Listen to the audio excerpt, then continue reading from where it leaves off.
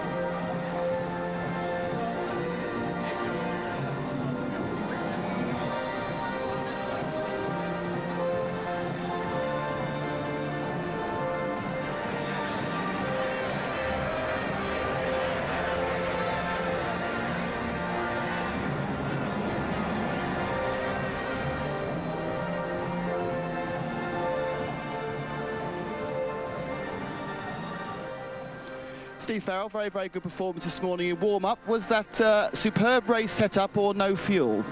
Well, obviously we can't judge what fuel everybody else was on, but we were running our normal sort of Sunday morning program, so partly it surprised us, but partly it gives us some further optimism for the race.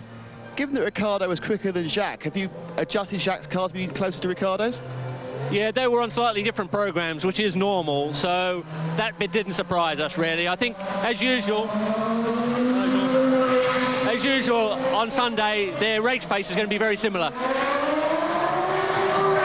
And you can get those 3 points then? Say again, you please? can get those 3 points? I didn't hear any of that. So you can get those 3 points? Absolutely, absolutely. Okay, best luck, Steve.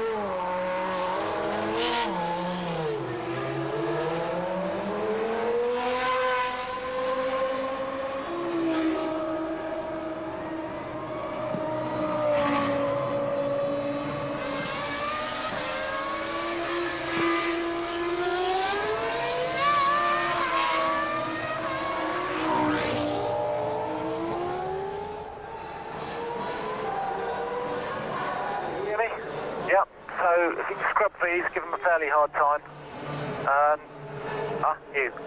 Yeah, twice through if you can. Especially because I haven't put a hole in the balaclava for the drink. I need to do that in the drug. I think we can cut it. Yeah.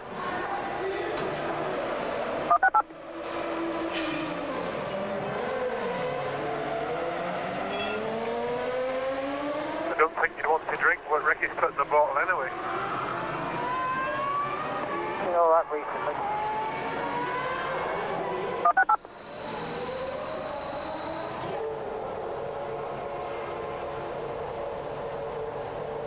Still what it is, 663.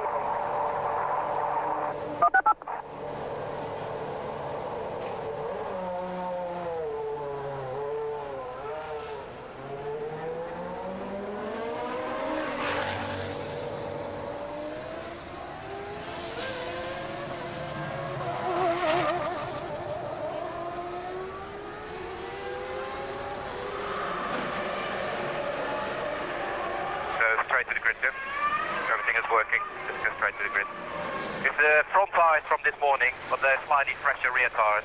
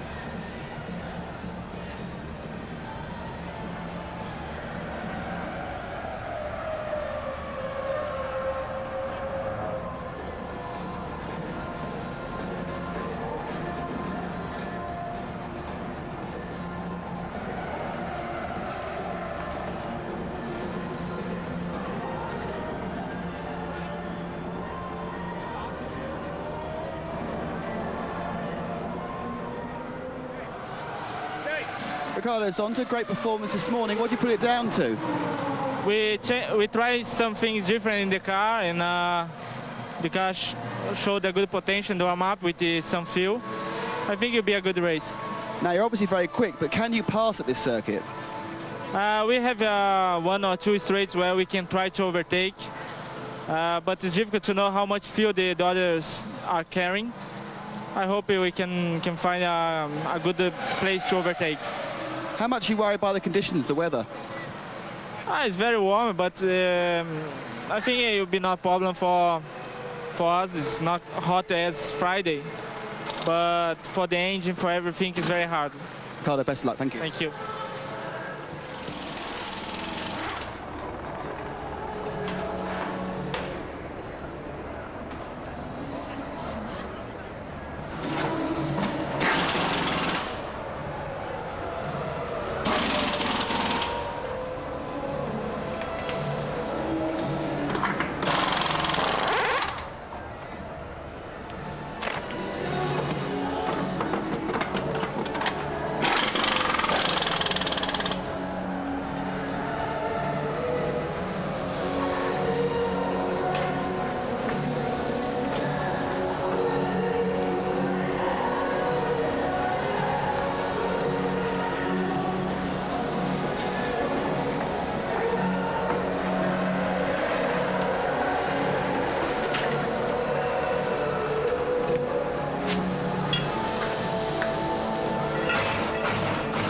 Okay, to the grid this time, Johnny.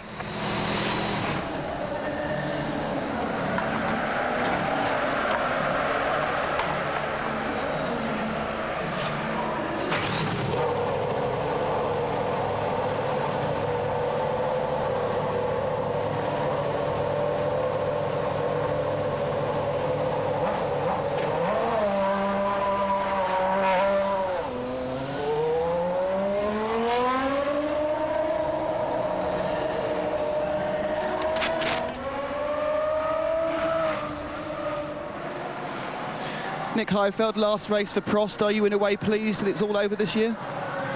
Well, it's not over yet. First of all, I have to hope to have a good race now. We tried to get a 7th place. It looks quite bad, but then I'm definitely looking forward to next year. Given the fact that you may have a chance, it's very hot with attrition, do you think you'll be able to look at the car will survive the conditions? Yes, I hope so. I hope that the other driver's going to have more problems, because maybe then in the end you can push them, but it's going to be very tough for everybody. Best luck, Nick. Okay.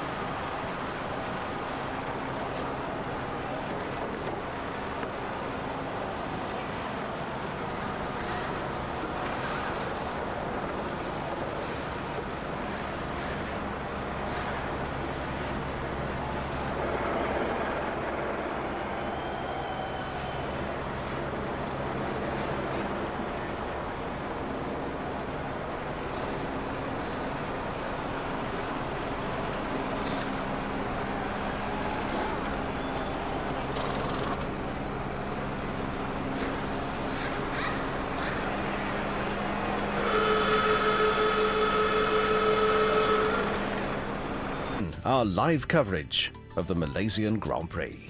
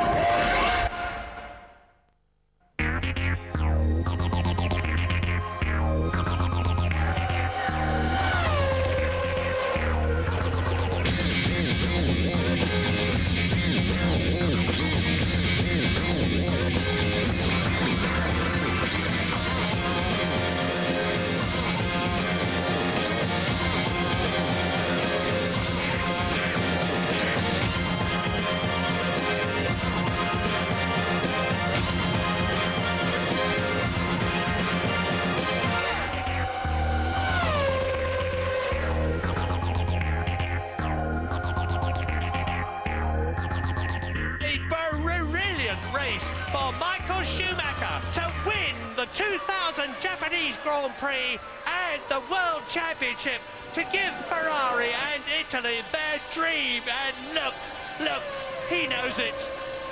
The new world champion Michael Schumacher is on pole in Sepang, where Ferrari are also closing in on the Constructors' Championship in the Malaysian Grand Prix. Hello there, good morning to you from London. So Schumacher is the champ. That one is done and dusted. But Tony, plenty at stake in the Constructors.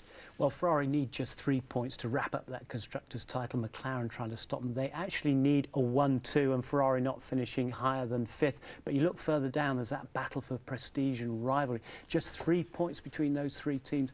Benetton, BAR and Jordan. But can anyone other than McLaren or a Ferrari win a Grand Prix this year? Let's take a quick check on the grid then. Yeah, Schumacher, 9th pole of the year, wants to do the double, but will he let Barrichello through? Coulthard there, who had this errant fuel line, spread him in the face with fuel. He wants to maintain that 3rd in the championship. Barrichello wants to come through. Then you've got the Brits going down. You've got 7th Irvine, 12th Herbert on his last race, 16th Button, knock-on effect, losing all that time with hydraulics problems. Thank you, Tony. Let us cross to sweltering Sepang and join Martin Brundle. Hi, Martin. Hi Jim, well, more of a grid talk than a walk today because we're very short on time. Grandstands are full, good atmosphere here. It's more or less like a race of champions, a little race all by itself. Of course, this World Championship is over. All the talk is we must win this race going into the winter, and we want a good result.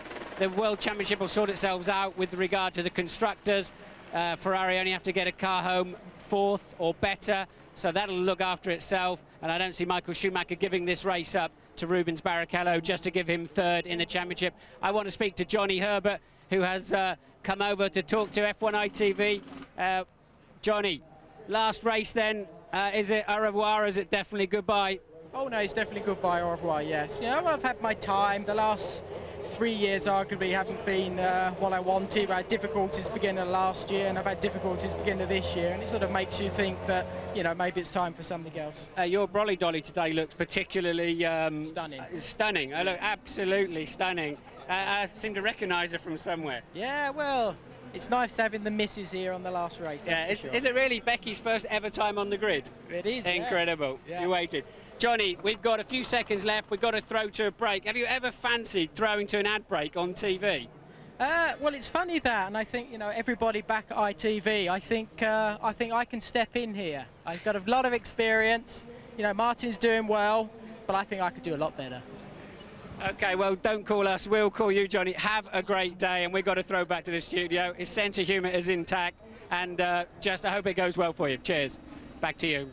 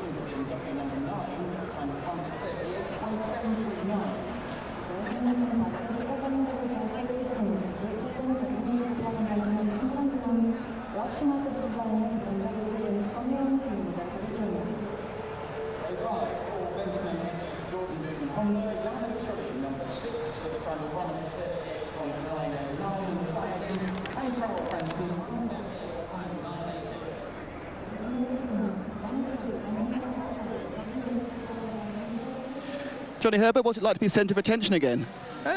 It's a bit of a culture shock. Haven't had that for a long while. But it's emotional, but I think it's going to be much more emotional when I watch it on TV when everybody's in Melbourne next year, and I think that's when it will really hit me. Looking at the race, you appear to have a rather special balaclava, should I say. You using a bit of a NASA-style cooling? Well, it's trying to cool my head, and hopefully it will do that, and hopefully it will help, because it's quite humid now. It's actually gone very humid at the moment. Everybody's sweating buckets at the moment, but it's just an aid to help us try and cool down. Any hopes for the last race? It'd be lovely to finish in the points, my first points of the year. I've had some very good races, but unfortunately things have gone wrong, haven't done that, and it'd be great to do it here. Johnny, all the best. Thank you very much. Okay, thanks.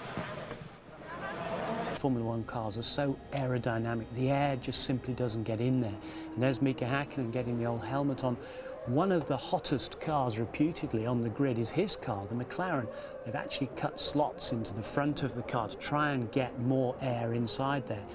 Now, there have been question marks over Häkkinen's fitness, for example. No question marks over that man's fitness, Michael Schumacher. Fit as a butcher's dog, they say, although he hasn't been doing much training in the week off that he's had. And fitness will tell today because of those temperatures, Jim. He says he's just racing for fun today, is that right? Yeah, he says fun to take the car to the absolute limit, and he said brilliant to race, love my racing. Now there's the second fittest man in my opinion, David Coulthard, who works very, very hard at his fitness in the gym. He's gone off the ball a little bit, naturally disappointed not to be in that final championship charge towards the end, and we've got to see what sort of performance he can put in today. He really needs to leave his mark at the end of 2000 and have a really good run at the beginning of the year. OK, thank you, Tony. So, are we going to see Michael Schumacher's 9th victory of the season? What about those McLarens? Will they hit back? And how about Johnny Herbert, who we heard from? Will he get among the points on his F1 farewell? And will it be Benetton, British American Racing, or Jordan winning that private scrap in the Constructors' Championship? All the answers are coming right up.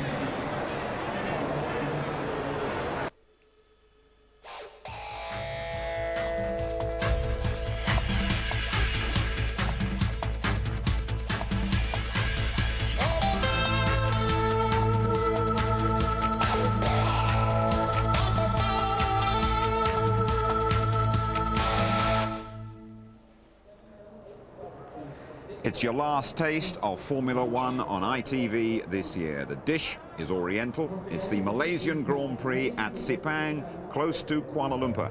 And primed to serve up the action, it's Martin Brundle and Murray Walker.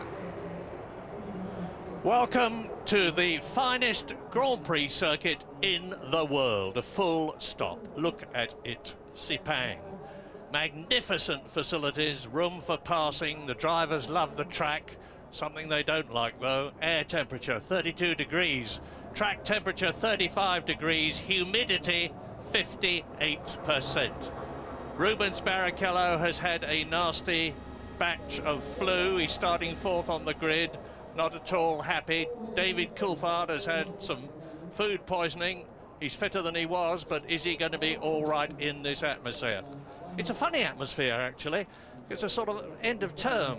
The Drivers' Championship may have been decided, but you know about the Constructors' Championship. There's all sorts of other people who will be looking, apart from Johnny Herbert in his last Grand Prix, to make their mark today. Jenson Button's last drive for Williams. Alexander Wurz starting a magnificent and absolutely superb 5th on the grid, the first non-McLaren or Ferrari, driving his last race for Benetton. Nick Heidfeld, thankfully driving his last race for Prost. He's had a dreadful season. And Mikko Salo is driving his last race for Sauber before he joins Toyota to test their new car next year. Ricardo Zonta, next year's Jordan tester, is driving his last race for BAR, and he was fastest this morning in the pre-race warm-up. But it's also Prost's last race with a Peugeot engine. Minardi's with Ford, Arrows with Supertech, Jordan with Mugen, Benetton with Supertech, and it's Bridgestone's last race with a monopoly of tyre supply before Michelin joins the fray next year. So, Michael Schumacher, pole position, yet again, just 0.5 of a second between him and Mika Häkkinen yesterday. 0.2 of a second between them this morning. Mika Häkkinen's closed the gap a bit. And then, as we've come to expect, the other McLaren and the other Ferrari. But also, watch that third row of the grid, Alexander Wurz and Jacques Villeneuve, because they're respectively in the Benetton and the BAR cars. And those teams, as you've already heard, are fighting for 4th place in the Constructors' Championship. Well, you've been down there, you know what the temperatures are like, you know what the feel of it's like, Martin. What's your guess? 25% chance of light rain. There is a weather front out there somewhere, could move this way. Don't think the teams are taking it too seriously, but with a track temperature of 35 centigrade, just the incredible residual heat around this place, I think anything, it'd have to be quite heavy rain before it started to affect the cars out there. So, one stop last year looked pretty good. Johnny Herbert had a great race on one stopper in the then Stewart, and Michael Schumacher really had to go as slow as he could to give the race away twice, and he was on a one-stopper strategy. So I'm expecting the bulk of them to do that today. Of course, they'll have to work out where they are on the grid, who they're around, what they might be able to do to make advantage. A few teams out there really could do with scoring some points. Jordan must be one of them. BAR too need to get a few points in the bag to confirm their position in the championship. So in the lower placings, some jolly good scraps to watch out for, and an intense battle between the together 5 times world champions that are sitting on the front row of this grid. And you can see in the background, when you're now in the grandstand, the facilities here really have to be seen to be appreciated. They are quite incredible. We're about to clear the grid and start the formation lap. 3.4 miles each lap. There's going to be 56 of them in the race. And although you've heard it again, I'd like to repeat that fitness of the drivers is going to be an absolutely critical factor today. Michael Schumacher, certainly the fittest on the grid. David Coulthard, you heard Tony Jardine say he sees him as the second fittest, but he's taken a bit of a pounding in the last couple of days. Rubens Barrichello not at all well. Mika Häkkinen you can never ever overlook. Don't miss the Finn. Yes, Häkkinen was absolutely exhausted on the podium here last year, remember. Absolutely just barely holding himself up. But he did have that tough race trying to second guess where Michael Schumacher was going to be quick and slow as Schumacher was backing him up into the pack. And of course the championship was still up for grabs at that time. So mentally a very stressful race last year for Häkkinen, but I think this could be the toughest race, will be the toughest physical and mental race of the year, despite the championship for drivers effectively being over. Two long, almost parallel straights make this circuit absolutely unique, because they run around them as they are doing now. They're up to turn 4 at the present moment, which they take about 75 miles an hour. And then the circuit sort of loops around with a series of all kinds of corner, most of them pretty quick. Turn 7 that they're approaching now, they take it about 110 miles an hour, accelerating. We're with Rubens Barrichello now, and they're coming up to the slowest corner on the circuit, which is turn 9. It's about a 55-mile-an-hour bend, and they take that in second gear. This is it, and you're seeing it from Rubens' car. Ahead of him, there's David Coulthard. That oil on the track with the cement dust came from the local Heroes touring car race, and hopefully has been well cleared up. Now they're approaching the first of the long straights. It's called the Penang Straight, and it comes to a speed of about 185 miles an hour, and then they brake to 65 miles an hour for the 15th and last turn on the corner. Here they are coming up the Penang Straight, the Kuala Lumpur Straight, which runs almost parallel to it, and which you'll see in a minute. is exactly the same length, leads into that classic requirement for a good Grand Prix circuit, a very fast approach to a very slow corner. Yes, one man to watch will be Jenson Button down there in 16th place. Unusually for him, not hooked up to this track. Look how wide it is, and he struggled to find the groove. A Formula One car's almost dwarfed around here, particularly with those magnificent grandstands you can see in the top right-hand corner of your picture. And Jenson not hooked up, but looking forward to seeing if he can do anything from that 16th on the grid. So, as I said, they'll be hitting a very considerable speed by the time they get to turn 1, which they take in second gear at 60 miles an hour, under the eyes, of course, of everybody in the McLaren garage and the Ferrari garage. It's a tense time with approximately an hour and a half plus of racing as they filter from the approach into the 2 lanes. On the right-hand side, you see in pole position Michael Schumacher, on the left, Mika Häkkinen. Well, in these temperatures, they've certainly taken a long time to form up on the grid. The cars at the front have been sitting there well over half a minute. They'll be extremely, extremely hot. Lights are on. So, the last Grand Prix of 2000 is in Malaysia, and it is go! Now, good start, it looks like, from Michael Schumacher, but Mika Häkkinen yet again has got ahead of the Ferrari. Schumacher tried to cut across and failed, and David Coulthard is right up alongside as Alexander Wurz tackles Barrichello, and round the outside of them runs the BAR of Jacques Villeneuve. A terrific start. I'm pretty sure that Häkkinen moved a long time before the lights came on, but brought the car to a halt, and he may get away with it. I think there's a spinner down in turn 1, but Michael Schumacher having a stab up the inside, and a wheel is off. Whose is that? It's an Arrows and a Sauber. Yeah, it's an Arrows and a Sauber at the back. Can't spot which one. It's likely to be Mika Salo, I think, and Jos Verstappen. Well, there is De La Rosa in the other Arrows, but meantime, Coulthard has got ahead of Schumacher. McLaren run first and second. Let's have a look. Yes, Coulthard had a good start, ran right round the outside of Schumacher, tried to come up the inside of him, and there is the carnage into turn 2. An Arrows bouncing around, and at least 3 cars involved in that. The Sauber, the Arrows, Martin. And car 1 is under investigation by the stewards. That is Mika Häkkinen. He moved way before the lights went out, some kind of problem with the clutch or whatever, but miles away. But the difference is he brought the car to a complete halt. He may get away with it. Well, we'll have to wait and see. David Coulthard didn't get away with it, you remember? Safety car, Murray, sorry to interrupt. Safety car is deployed. There you see the SC boards for the drivers and the waved yellow flags.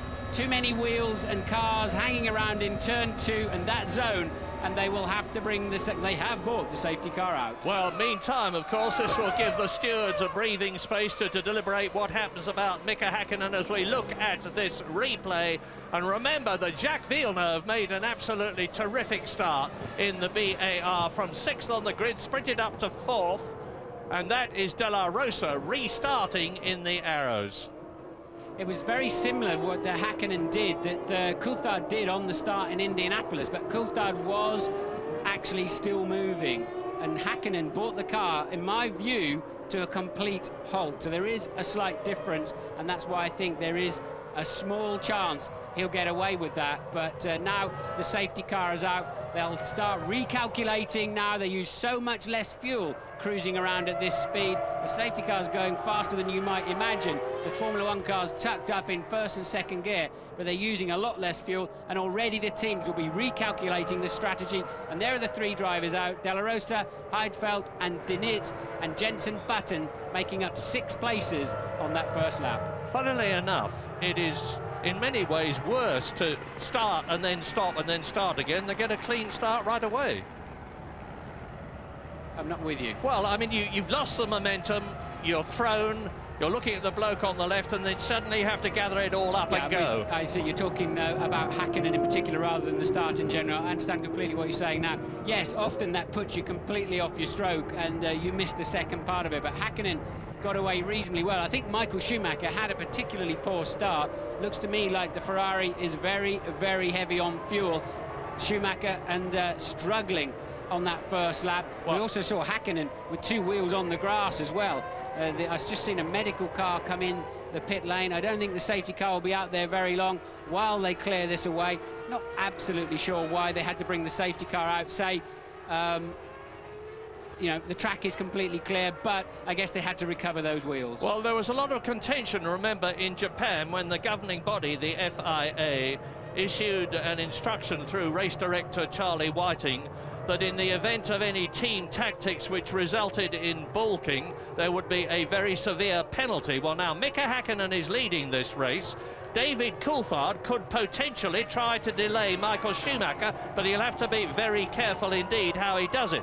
Now the safety car will come in, his lights are off, look, he will come in the pit lane, and Häkkinen assumes the role of safety car driver, and now Michael Schumacher's got to somehow stay as close to David Coulthard as he can, but he has not done so. Will Häkkinen release Coulthard if he's under a problem with a jump start? So will Häkkinen do that? We'll have to wait and see. But both McLarens away well and over the line. They cannot overtake until they pass that start-finish line. So McLaren, Ferrari, Häkkinen, Coulthard, Schumacher, Barrichello, and then as you can see the Benetton and the BAR and Eddie Irvine down in 7th position in the Jaguar, which is exactly where he started.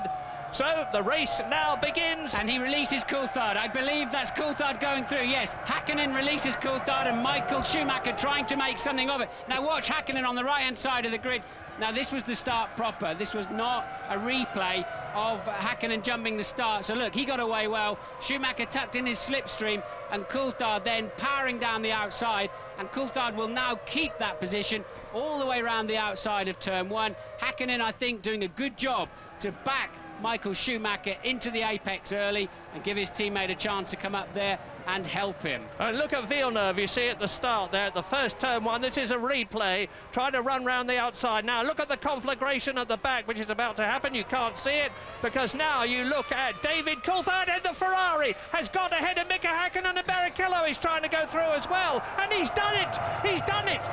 Ferrari runs second and third. I don't know what's happened to Mika Häkkinen. Did he let David Coulthard through deliberately, or has he got some sort of a problem? Because he's now been passed by 3 cars. He was leading, Coulthard passed him, then Schumacher passed him, and now Barrichello's passed him, and he's down to 4th position. And Wirtz having a look as well there into turn 15. Did Wirtz get through? No, he did not. Why did Mika Häkkinen lose so many places? It just seems like he just had a bad run out of turn 10, I think that is, and really strange. Häkkinen having a nightmare 2 laps of this race. Yeah, that was a replay of Barrichello nipping through on the inside of Mika Häkkinen, and you can see how close Alexander Wurz is. Last race in the Benetton. Villeneuve is still in 6th position. Eddie Irvine is in 7th place. Heinz-Harald Frentzen has had a superb run because he's come up from 10th to 8th position. Johnny Herbert is down to 9th place. Jenson Button has absolutely rocketed through the field, as you just heard from Martin. He's gained 6 places. He's up from 16th to 10th, and you can see him in the background there challenging Mika Salo. No, he's past Mika Salo now, and here come the leaders. There's Barrichello, there's Häkkinen, and there is Wurz, followed by Villeneuve. So Mika Häkkinen is severely under pressure. Lost places. Remember, what Ferrari are after is just 3 points to win the Constructors' Championship. At the present moment, they're on 10 points, with Michael Schumacher in 2nd place and Rubens Barrichello in 3rd position. Long way to go, though. Joel, just to finish Häkkinen's afternoon off, he has been given a stop-go penalty. So Häkkinen will have to come in. That is a cost of about 28 seconds to him for that 10-second stop and go. By the time he's negotiated the pit in and pit out and slowed down, so Häkkinen then, his afternoon ruined. I do not see him coming back to challenge for a podium from that position. It really is going to cost him dearly. Häkkinen has not got to come in until a maximum of 3 laps after the notification. The notification is 10 minutes past the hour, so Mika Häkkinen must come in now within the next 3 laps, otherwise he will be black flagged. Well, you can be sure that what we are then going to see is a scintillating display of recovery driving from Mika Häkkinen, who will be fighting his way up from whatever position he rejoins the race in from the pit lane after his penalty to try to get back into the points.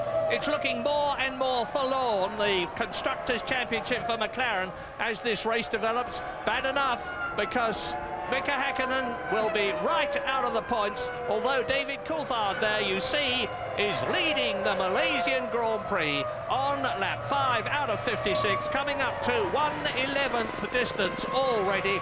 He has a 1.8 second lead over Michael Schumacher, who himself is leading Rubens Barrichello by the same amount. There is Häkkinen in 4th place. Voorts is pressing very hard indeed in the Benetton, followed by Villeneuve and still Irvine Frentzen. Zonta in the 2nd BAR is up to 9th place ahead of Johnny Herbert. And that Ferrari is fat with gas, and Michael Schumacher's no doubt about it at all. How much fuel does Coulthard have on board? What strategy have McLaren played? Because Coulthard pulling away from Michael Schumacher. I believe the Schumacher-Ferrari combination has got a slight advantage performance-wise, but Coulthard, and we also know from earlier races in the season, that Ferrari can go a couple of laps further around here, at least I would have said, with a slightly bigger fuel tank. So Coulthard needs to make hay while the sun shines in the early stages of this Grand Prix. And into the pits comes Mika Häkkinen for his penalty. Through goes Voorts, Villeneuve. Eddie Irvine goes through. Still Mika Häkkinen is yet to stop. Zonta has gone through. Johnny Herbert and Mika Salo. Now, watch this, because when Mika Häkkinen rejoins, he's going to be virtually last. De La Rosa, he is last in already.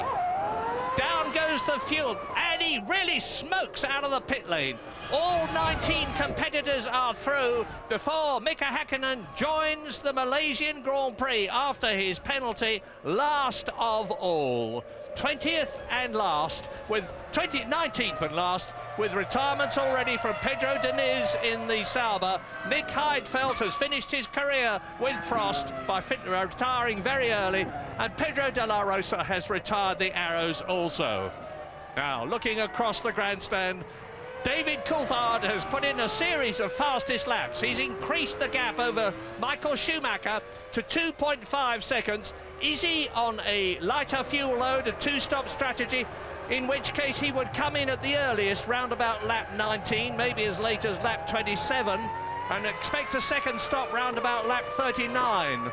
If Michael Schumacher is on a one-stop strategy, as we suspect, he's holding on very well indeed, and he's not going to be coming in for at least 9 laps after David Coulthard. So there's a big tactical battle developing. Right, well, it takes 28 seconds to stop, so Coulthard has to be that much faster over the Grand Prix distance, approximately then half a second a lap, if indeed he is on a two-stopper. Watch Villeneuve. Jacques Villeneuve in 5th position was right up alongside Alexander Voorts when they came out of turn 15. Voorts was in 4th position in the Benetton. It looks as though Villeneuve is challenging to get past the Benetton and improve the BAR's team's chances of getting that 4th place in the Constructors' Championship, which they're looking for so much. David Coulthard, race leader, out of turn 4, up to the long turn 5 left-hander, 4th gear, 135 miles an hour, out of it and up to now turn 9. Frentzen in the pits. Häkkinen is running 18th because he's had to take that stop-go so early. The whole field have gone past him, so effectively now with Frentzen in the pits, Häkkinen running 18th and last. De La Rosa, Heidfeld and Diniz out after an accident on the 2nd corner of the first lap. And the Jordan mechanics trudge back into the garage. It's tough enough for the drivers in this heat and humidity. It's really terrible for mechanics. The humidity's gone down a bit to 54%, but it's still very, very damp indeed if you're wearing outer clothing. Coulthard looking handy on this lap. He's currently 0.7 of a second up on this lap so far over Michael Schumacher. So look, he's edging out that lead nicely. He's got to be, on average, half a second a lap ahead of him if he is on a two-stopper as opposed to Michael one-stopper. So Coulthard leads by 2.8 seconds from Michael Schumacher. Rubens Barrichello, Voorts is 4th, Villeneuve 5th, Irvine in the Jaguar 6th place. We'll be back very shortly.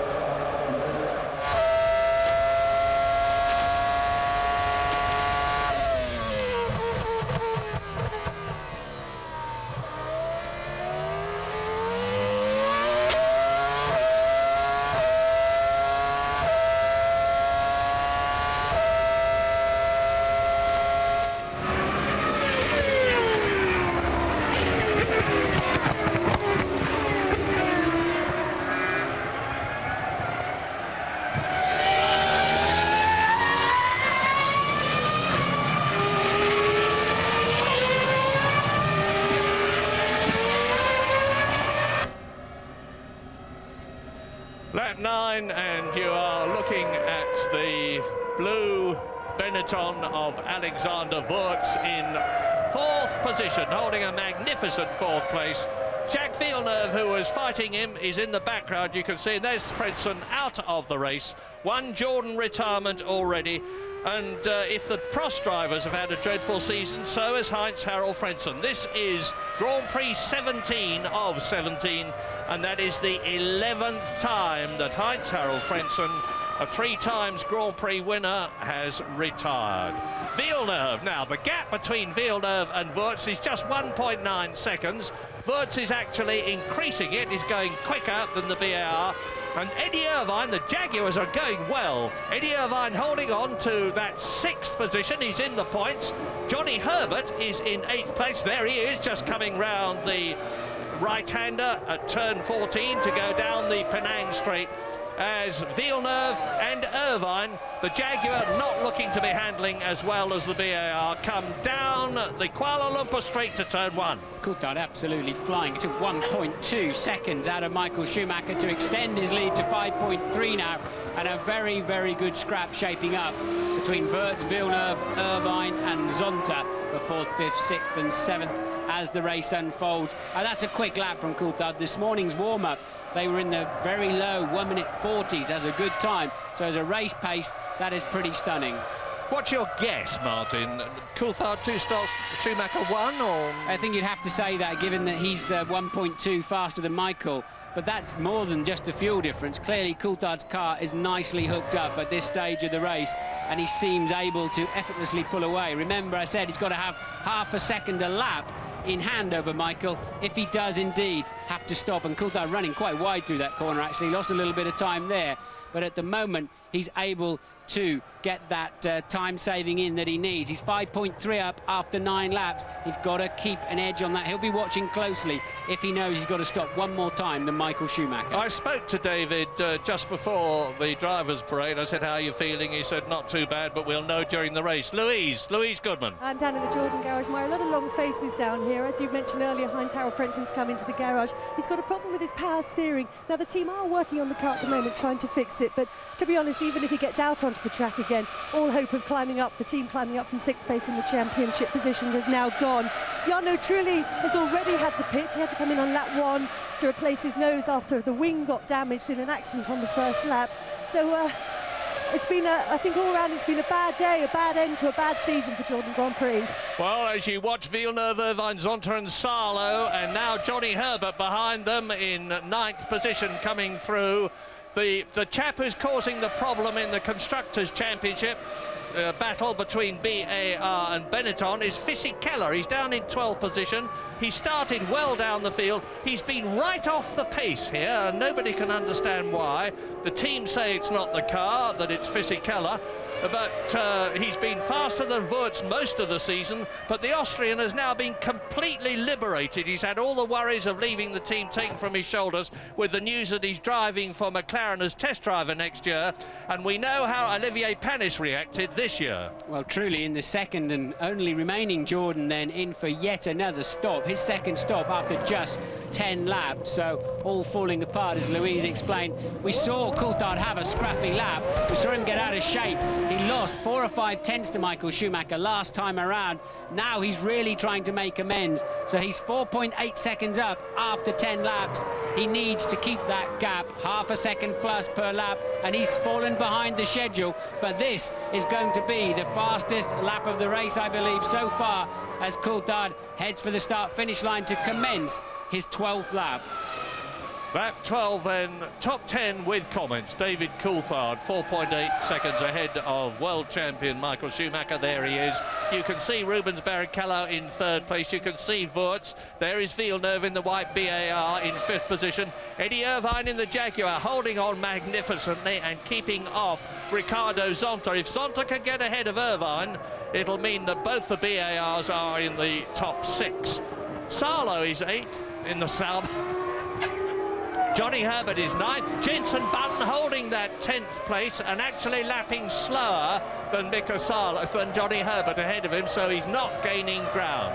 Yeah, miserable day for BMW Williams at the moment. Button down in 10th, and as you say, Murray, 3.5 seconds off the leader's pace at the moment. Ralf Schumacher down in 15th. We didn't talk much about it. I briefly remember him all four wheels on the grass, avoiding that accident in the first lap. So down in 10th and 16th for Williams. And you may be asking, of course, where is Mika Häkkinen? Well, he came in and had that penalty stop. He's in 16th position, no less than 46 seconds behind his teammate, race leader David Coulthard.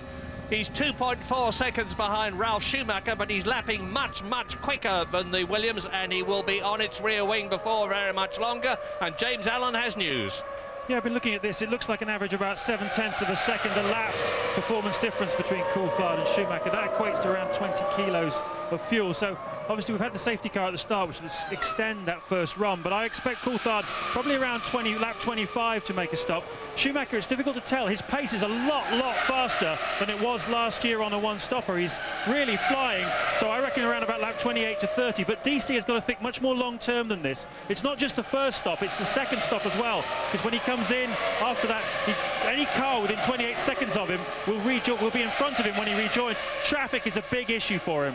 And we've just seen the McLaren run very wide. There's a massive banner in the grandstand saying James Allen, pit lane god. That was a masterly analysis, James. We'll keep tabs on it. You're looking at Michael Schumacher and Rubens Barrichello still second and third. Yes, Coulthard had a bad lap again. He really is pushing it to the limit. I think that confirms, really, he knows he's got to stop one more time than Michael Schumacher, and Coulthard on the ragged edge trying to eke out. He's going to have to drive every lap of this race flat out to beat the Ferrari. Clearly a strategy McLaren must have brought into play to try to get Coulthard off of that second row of the grid. Early stages of the race with a lighter car, and it's worked so far. Can he keep the pace up necessary and keep it on the black stuff to make it stick? Because there are still 13 Constructors' Championship points between Ferrari and McLaren, because David Coulthard is on 10, Schumacher and Barrichello are earning 10 between them, and Ferrari started 13 ahead. Well, that all went west, didn't it, with Häkkinen's jump start, really. He's still back there, although lapping third fastest car on the track after the two leaders. Häkkinen nailed down there in 16th place still, making a small impression on Ralf Schumacher, now up to 15th. So if McLaren needed a 1 and 2 with no Ferraris better than 4th place, that I think is over. Now Wurz in 4th place is lapping only half a second slower than Mika Häkkinen, so Häkkinen may get past Schumacher, he may get past Genet, Lacey, Fisichella, Button, Verstappen, but then he's going to come up against Johnny Herbert, who is in 9th place, Salo, Zonta, Irvine and Villeneuve, who are running 5th to 9th virtually together, and he's going to have to work very hard indeed to catch, never mind get past them. It's looking more and more difficult for Mika Häkkinen to finish in the points. We're on lap 14 out of 56. None of the top men have yet come in for fuel stops. Mika Häkkinen, of course, has been in for that penalty stop. Trulli has stopped twice, Frentzen has stopped twice. Retirements now, Frentzen, Heidfeld, Diniz and De La Rosa. 17 are still running fast. Trulli is coming in and out of the pits. The last runner, as ever, is Gaston Mazzacane, as we go to a break.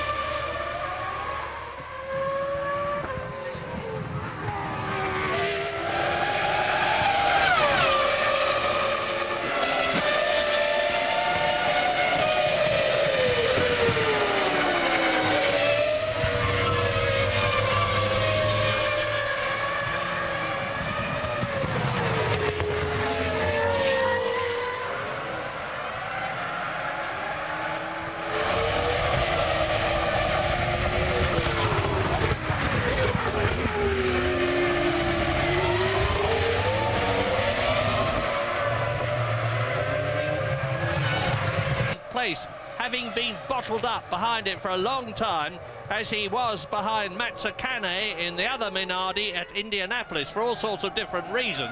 But the fact is that it's lost Häkkinen a lot of time. He's currently 53 seconds in 14th place behind David Coulthard, who leads the race on lap 16 and is responding to Michael Schumacher speeding up. Yes, Schumacher has, as you say, responded well now, and Coulthard is not on schedule if he's making a two-stopper, which we believe he is. Coulthard is now not on schedule, 5.7 ahead after lap 15, and Michael Schumacher's pumping in the mid-sector where he's been so fast through qualifying, and I think Schumacher has played a very, very patient game in the early part of this race with his high fuel load, and Barrichello hanging on quite gamely, just 4.7 behind Michael Schumacher as well.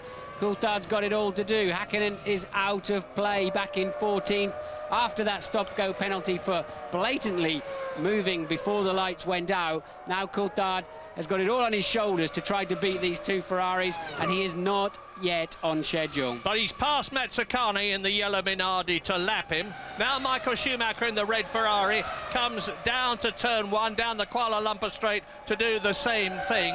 Jarno Trulli ahead, and there is Michael Schumacher. David Coulthard leading on lap 17, the first lap in under 1 minute 40 seconds. And that compares with the lap record last year at 1 minute 40.6 by Frentzen. So Coulthard is now lapping at lap record speed. New lap record to David Coulthard, which has edged him 6 seconds away from Michael Schumacher, as into the pit lane from 8th position comes Mika Salo in the Sauber. That will let Johnny Herbert through. He was only 6 seconds behind the Finn. Yes, I would have to assume that's an out-of-sync pit stop. Really can't see why he'd be coming in at the end of lap 16, but in he did come. So Salo in then on what looks like a three-stopper. There's a Prost cruising along, flashing his rear light to show that his speed limiter is on, so they can't use that limiter out on the track for some form of traction control, even basic as it might be. And you saw that the Ferrari has cleared the back marker of Trulli before we cut away to this shot of a Lacey leaving his pit stop. As you look at Michael Schumacher, who has now got past Jarno Trulli to lap the disconsolate Italian in the Jordan, who was looking forward so much to an excellent season this year. And in fact, it's been anything but for Trulli, because whilst Heinz-Harald Frentzen has retired his other car, the other Jordan, 11 times, Trulli's been out 7. Coulthard in the pits very, very early on. I wonder if this is a strategy change then for McLaren. That is extremely early. James? Yeah, it's a bit early for a strategy change. Funny enough, I was just working on this, thinking that if you put about 90 kilos of fuel in, no, it's not. It's a very short fuel. I'm going to work on this, try and figure out what they're doing, but very, very odd. Well, meantime, Michael Schumacher has gone into the lead. I wasn't able to spot where Rubens Barrichello is, but he will certainly have got through as David Coulthard crosses the white line, releases the speed limiter and goes for it. Yes. And coming up behind him is Jacques Villeneuve. It's Zonta behind him, so at that point then Coulthard comes out in 7th place on the track after his first stop, so we now know with just a 7-second stop he will have to come in again. So very strange there. I wonder why McLaren have done that. Maybe they saw a window to make that stop, get Coulthard back out on the racetrack and away from any impending traffic. So a very early stop then for David Coulthard. Lap 18, James Allen. Yeah, I believe the reason for that was he picked up some debris, Murray, and you could see the mechanics very clearly pulling stuff out of the side pods. I believe the car was overheating. They needed to bring it in to get the temperatures down. Obviously, the debris was blocking the radiators. They took the opportunity to put some fuel in. I'm trying to work out what it's going to do for them, but I can't see it's going to do anything for them that's going to get Coulthard in front of either of the two Ferraris this afternoon. Well, we saw him take a long run down the edge of the racetrack earlier on in the race when he lost just 4 or 5 tenths of a second one lap when Michael Schumacher very first started coming back at him. Maybe he collected some stones and some grass in there and blocked the radiator or something if indeed his car is overheating. And Michael Schumacher now has responded straight with a 1:39 0.5. He's got plenty of speed in that car. Another masterly thinking race by Michael Schumacher and Ferrari. He leads Rubens Barrichello by 6 seconds with a new fastest and record lap. Wurz goes up to 3rd position, 14 seconds behind Schumacher. Villeneuve is 4th. Eddie Irvine in the point still in the Jaguar, 5th position. David Coulthard, 6th place. Ricardo Zonta in the 2nd BAR, still in 7th place. And Johnny Herbert in the other Jaguar in his last race in Formula 1 is in 8th position. 9th and 10th, Jos Verstappen, Jenson Button. And Button is not making any progress at all. Verstappen is just over a second ahead of him. Now this is the approach to turn 9, the left-hander, and you look at the Ferrari garage now. They'll be ready to leap into action. Now, if Michael Schumacher is on a one-stop strategy, it's going to be another 10 laps or so, I think, before he comes in. So Coulthard then with that very early stop, no doubt about it, that must have been out of sequence. I think that's blown his chance of winning this race. Can he now get between these two Ferraris? But there's not much between them. Barrichello hanging on very, very gamely to Michael Schumacher, and I think that this really has just pegged that McLaren back into 3rd place unless these two cars have a problem, because I don't think Coulthard's going to be able to maximise his strategy with a stop at the end of the 17th lap as Michael Schumacher pours in another 1:39.369, a new lap record. That is sensational pace. Strange, he had clear air in front of him, but Coulthard going in the pits has triggered Michael Schumacher into really stepping on the gas. And Alexander Wurz, 3rd in the Benetton, is saving the day for his team at the present moment in the Constructors' Championship battle between them and BAR, because he's 1 place ahead of Jacques Villeneuve. Irvine in the pits then, that'll please Coulthard because he was homing in on the Jaguar. Coulthard up to 5th, Irvine having a very, very strong race. Pitting from P5, good run for Eddie again. Only one Jaguar has scored World Championship points this year. Eddie Irvine at the wheel at Monaco, 4 World Championship points. And he's back in the race as coming up behind him you can see the Benetton, and we're on lap 20. Jenson Button's gone missing somewhere and he's outside our window in a cloud of smoke. Jenson Button out of the car, out of the race. Out of the Williams team. There he is. That was his last drive for Williams. And Juan Pablo Montoya will be joining the team next year in Jenson's place. And I can remember no Grand Prix driver who's made a greater impression on me in his first season of Grand Prix racing than Jenson Button. Next year he goes to Benetton, a young man with a great Grand Prix future in front of him. And there's a man with a great Grand Prix future behind him and in front of him. Michael Schumacher comes through to complete his 20th lap. Ferrari running 1st and 2nd again, as they did in America, and they've done it many times before. Michael Schumacher is a man with no real interest in the history of Grand Prix racing, and I was absolutely astounded when the Ferraris finished 1st and 2nd when he said this is the first time we've done it, I think. Wurz in then from, says 4th there, but he was actually running 3rd. He was 4th as he went over the line because Villeneuve stayed out on the racetrack and passed him just before as he was going down the pit lane on the speed limiter. So Villeneuve pits from a strong 3rd place, and again they're all coming in earlier than expected. Fairly short stop that, so not all that much, about 75 litres of fuel will have gone in, and the Arrows just nips through in front of Alexander Wurz, and James Allen has got more news. Funnily enough, this is actually quite good news for David Coulthard. I bet he didn't really expect this. I think the tyre wear is greater than expected for these guys like Villeneuve and Wurz. We certainly thought they were going to run longer than this, but it's all playing into Coulthard's hands. He's got a very light fuel load. He's really on the case. He can close up now to the back of the 2 Ferraris before they make their stop. He won't get close enough, obviously, to take the lead, but it is playing into Coulthard's hands. He has strengthened here. Yes, playing into his hands for a 3rd, but I think 1st and 2nd now, Ferrari have seized that. Michael Schumacher having a bit of a grin, really, putting a few manners on Rubens and just pumping in the low 1:39.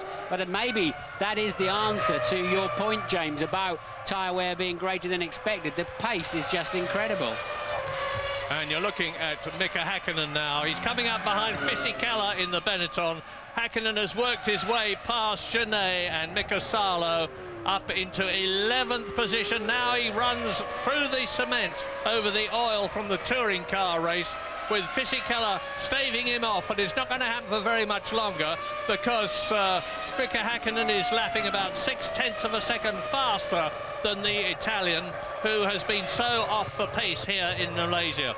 Mika Häkkinen running wide, having a look at the Benetton as they come down the Penang Straight. Now this is where the superior power of the Mercedes-Benz engine will pay off, and has paid off, and Häkkinen surges through. He's now in the top 10. The next target is Eddie Irvine, and he's about 8 seconds down the road. Well, that's amazing, isn't it? Häkkinen breezed past that Benetton, as you might have expected, and took 3 or 4 stabs on a straight like that to get past a Minardi, which must have amazing straight line speed, considering it must be at least 80 horsepower down the Minardi, but Häkkinen having no trouble whatsoever passing the Benetton Supertech. Well, young Gustav Brunner, the Austrian, who's been actually in Formula One with many teams, designs a very tidy motor car. He's certainly done it for Minardi. Everybody hopes they're going to have more power. They're still finalising their engine supply for next year. All sorts of rumours. The general belief is that they'll have a Supertech engine, but it remains to be confirmed. And the Mugen concern have issued a rather weird press release here in Malaysia, the gist of which is we're expecting to continue in Formula One, but we don't know with whom. Well, there's only 11 teams, and most of those are owned by manufacturers, so it shortens the odds up a little bit, doesn't it? Yep, lap 23, Schumacher leads, Barrichello second, Villeneuve still in 3rd position, 20 seconds behind the leader, just coming into the pits as I talk to you, which will let David Coulthard know. I don't think it will. It's going to be very close between Villeneuve and Coulthard. Louise Goodman. I'm standing here with Murray Walker. I'm standing here with Jensen Button, Murray. Jensen, not really the way that you wanted to end your stint with Williams. It's actually not been a good weekend for you, this, has it? Hasn't been great, no. But, I mean, the start was good. I was up to a 10th or 9th, I think. So it wasn't looking too bad. And with our strategy, I think it could have worked very well. But there you go. It's an abrupt end to a good year. And hopefully we can come back fighting strong next year. I was going to say to you, you must be very, very pleased with the way your first season has gone. Yeah, definitely. It's had its ups and downs, I've always said, but it's my first year in Formula One and I've thoroughly enjoyed it. It's probably been the best year of my life so far, so it's been pretty spectacular. Are you looking forward to joining Benetton, or are you going to miss the Williams guys? A bit of both, really. I think I'm going to miss the Williams guys quite a lot. We had a good relationship with pretty much everyone on the team. But then again, I'll be back there in 2 years. Really, I've got to concentrate on next year now and getting the best out of the car and the engine, so I'm looking forward to it. Thanks, Jensen. All Jensen Button's mechanics were wearing his T-shirt on the grid as a sign of respect and farewell to him. And certainly he's impressed his own team, which is often the hardest thing to do in Grand Prix racing. His mechanics very much behind him. So Button then out of the race, but Michael Schumacher and Rubens Barrichello up at the front end, really just piling on the pace. Incredible now, and I think they really knocked Coulthard off of schedule completely. Well, now only 2 of the top 6 have made stops, and they are Jacques Villeneuve and David Coulthard, who were respectively 3rd and 4th at the time. You're looking at Rubens Barrichello, who's 9 seconds behind Michael Schumacher, who's on his 24th lap. Now we're riding with Rubens out of turn 1 into the long sweeping turn 3. And in 4th position is Villeneuve as a result of his stop. Ricardo Zonta is moving up well as well, but I'm going to wait for things to settle down a little after these pit stops. And in comes Ricardo Zonta for his first pit stop. We'll make the stop. Johnny Herbert then up into 5th place. So Herbert yet to stop this afternoon as Zonta makes that run with BAR. He's having a good afternoon. Villeneuve and Zonta having a very good end to the season, you have to say, and that elevates Coulthard completely up into 3rd place now, 21 seconds behind Barrichello. If Coulthard has a brilliant run to the end of this race, he does still have a chance of worrying those Ferraris. They've got to come in. They've got less fuel than him at the moment. We'll have to keep an eye on those lap times in about 10 laps time. And as you look at the Ferrari mechanics out in the pit lane, the constructors' battle between BAR and Benetton is looking very interesting indeed. But meantime, in comes Michael Schumacher, hits the pit lane speed limiter. His Ferrari mechanics are ready for him. Now Rubens Barrichello goes through into the lead. and looks a straightforward enough stop there for Michael Schumacher. Let's count the seconds. Look, not that much fuel, James. I'm sure James will be furiously calculating that down there. It seems to me like they may have brought Schumacher onto a two-stopper. James. Yeah, a bit of a switch, I think, from Ross Brawn. They've put him on. They put Michael onto a two-stopper. The danger was Coulthard. He was about 30 seconds behind Schumacher just before he made that stop. But you can see as he rejoins, Michael's only just in front of him. If they'd taken more fuel on, like a one-stop fuel load, it would have put Michael behind. It would have been messy for the Ferrari team. It seems slightly unusual. It has to do with tyre wear, I'm sure. I'm sure Michael was trying to do a one-stopper and he found these tyres are just wearing down. Interestingly, they put some scrub tyres onto Michael's car when he went out, so that's obviously working best. Yeah, it's probably the heat. Bridgestone have got an entirely new tyre here, replacing their previous soft one. They say it gives better performance, but this heat is undoubtedly affecting things. It's 35 degrees track temperature now. The humidity continues high, 52. I can see the Ferrari mechanics, a reflection in the glass building above. They're ready. What must be for Rubens Barrichello. Of course, Michael Schumacher has already stopped. But what I do know is that Michael has 3 new sets of rears available for this afternoon. And I believe the McLaren boys only have 1 or 2. I'm not sure exactly how many. I know they have less new rear tyres than Michael. He used less in qualifying, and I think that will give him a pace advantage in the second half of this race. Barrichello, I think, will slot down the pit lane. Yes, he does. He's in for his first scheduled stop of the afternoon. Yes, Michael Schumacher only did 8 laps of the 12 that he was entitled to in qualifying, as Rubens Barrichello still fighting the effects of that flu bug that he's had, although I expect the adrenaline will be staving off most of the results of it. He'll certainly be sweating in that cockpit. Accelerates away 7 seconds, so that's about 84, 85 litres of fuel. There goes his team leader, and David Coulthard coming through. So David Coulthard gets out before Barrichello joins the track. David Coulthard goes through, and it looked to me as though the Jordan got ahead of Barrichello as well. Yes, truly did, but he's running 17th and lapped after his earlier trouble, so truly will have to get out of the way. He's already had a lot of blue flags waved at him this afternoon and get out clear. He'll clear Barrichello's path immediately, I'd imagine, as they head up to turn 4, and indeed he does. So it's a straightforward 1, 2, 3 then. Michael Schumacher 4.2 seconds ahead of David Coulthard, and Barrichello a little way down the road. And we are now on lap 26, getting up towards half distance. Michael Schumacher, David Coulthard, Barrichello, Johnny Herbert, a magnificent 4th position. So whatever happens now, he can say that he's been well in the points in his last race in Formula 1 as we leave Sepang, but of course, we will be returning.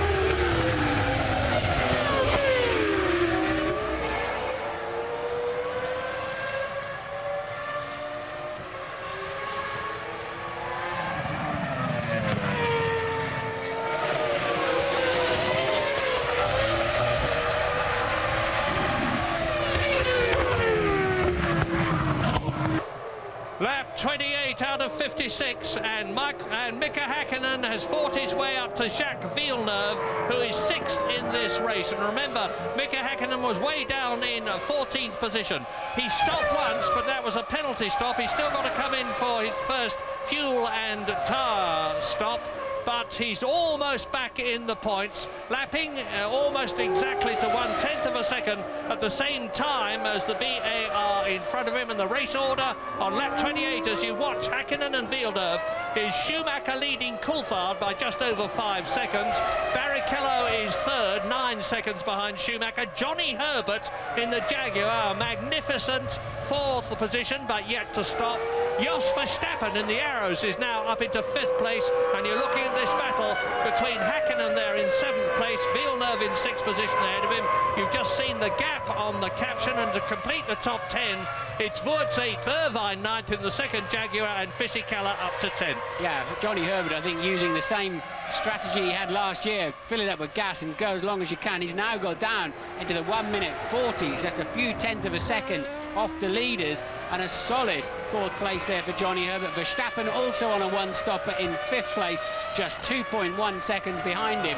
And once again, that long-legged first stint working well for Herbert, and this time Verstappen.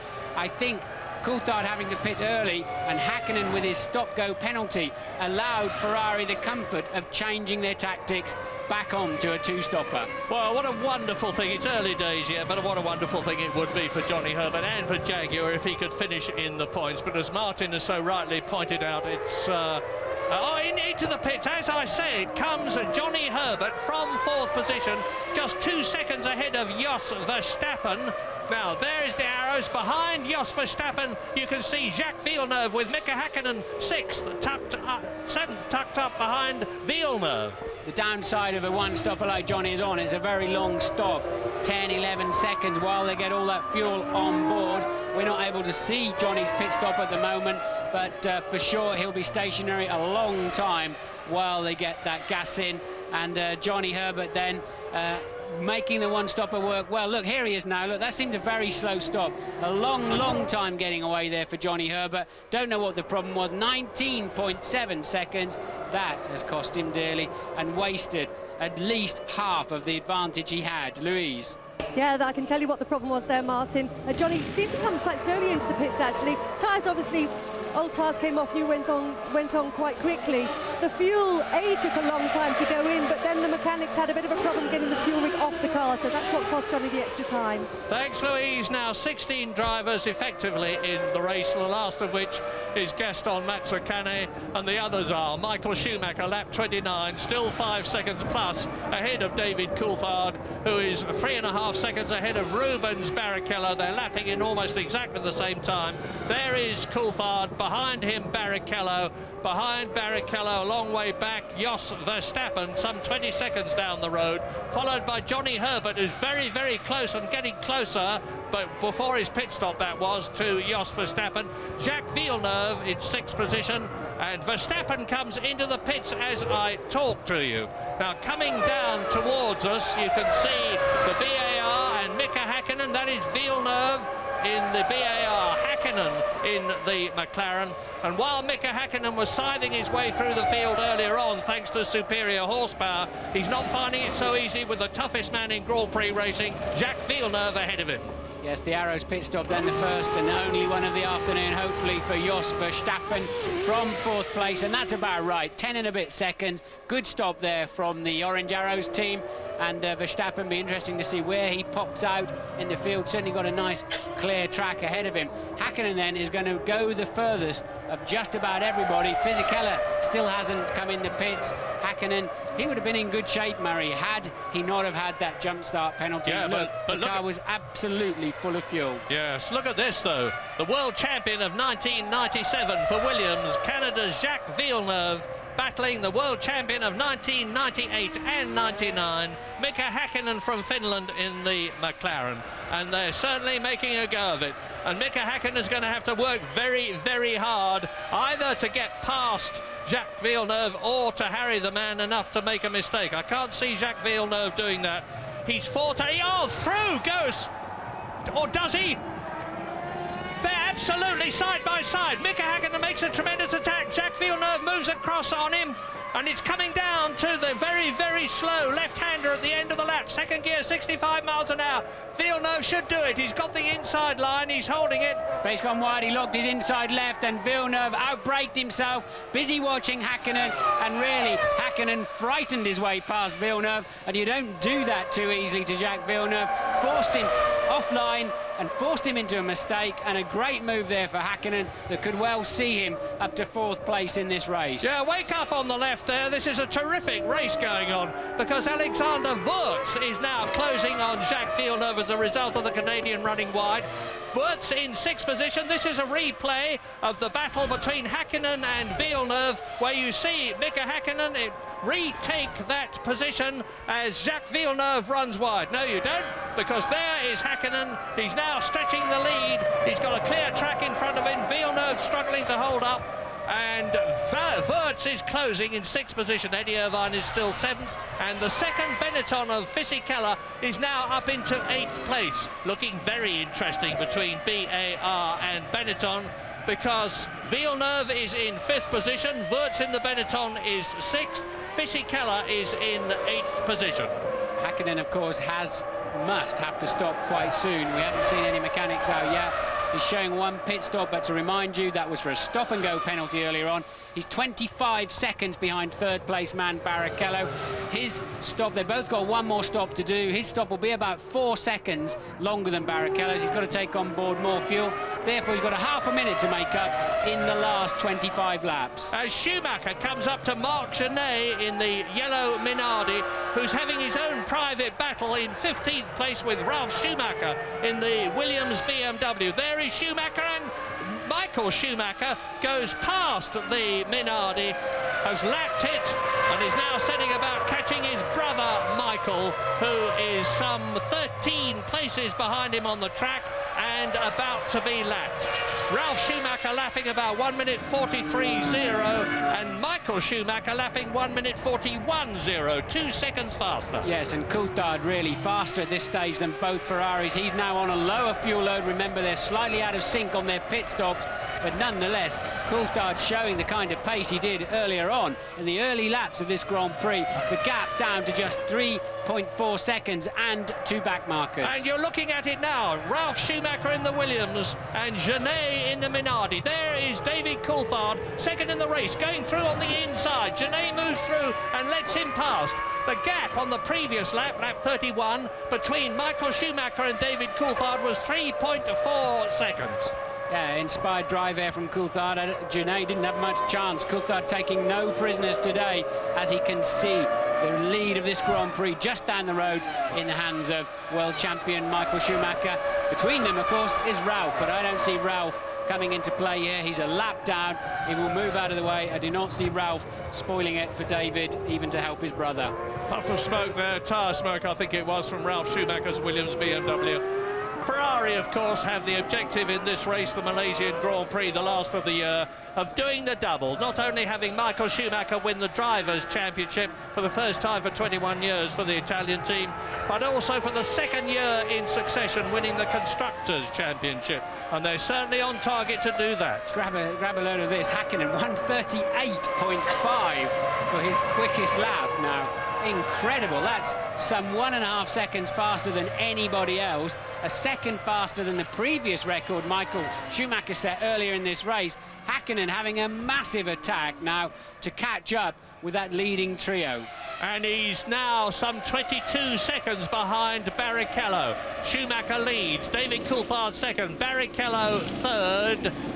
8 seconds covers the 3 of them. Mika Häkkinen is 30 seconds behind Schumacher, but is he flying as out goes Fisichella from 8th position. Now everybody in the race has made at least one pit stop. Jarno Trulli, of course, has been in twice, and Mika Häkkinen has had that penalty stop, I remind you. Well, despite passing a car on the previous lap, David still took a further half second out of Michael on this lap. He's had to clear Schumacher, Ralph's Williams. He's about they're about level on this lap. How's the gap now? It was 2.8, now down to 2.4. Coulthard on a roll. Indeed. So there is Ralf Schumacher. Here is Barrichello, who has got past the Minardi. Now, it must be about this stage of the race that if you've got the flu bug, the way Barrichello has, you're starting to flag a bit.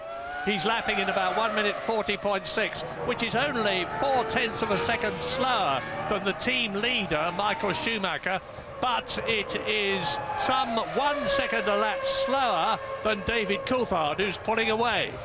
So Jensen Button then out of this race, as is Frentzen in the Jordan, Heidfeld, Dinitz and De La Rosa.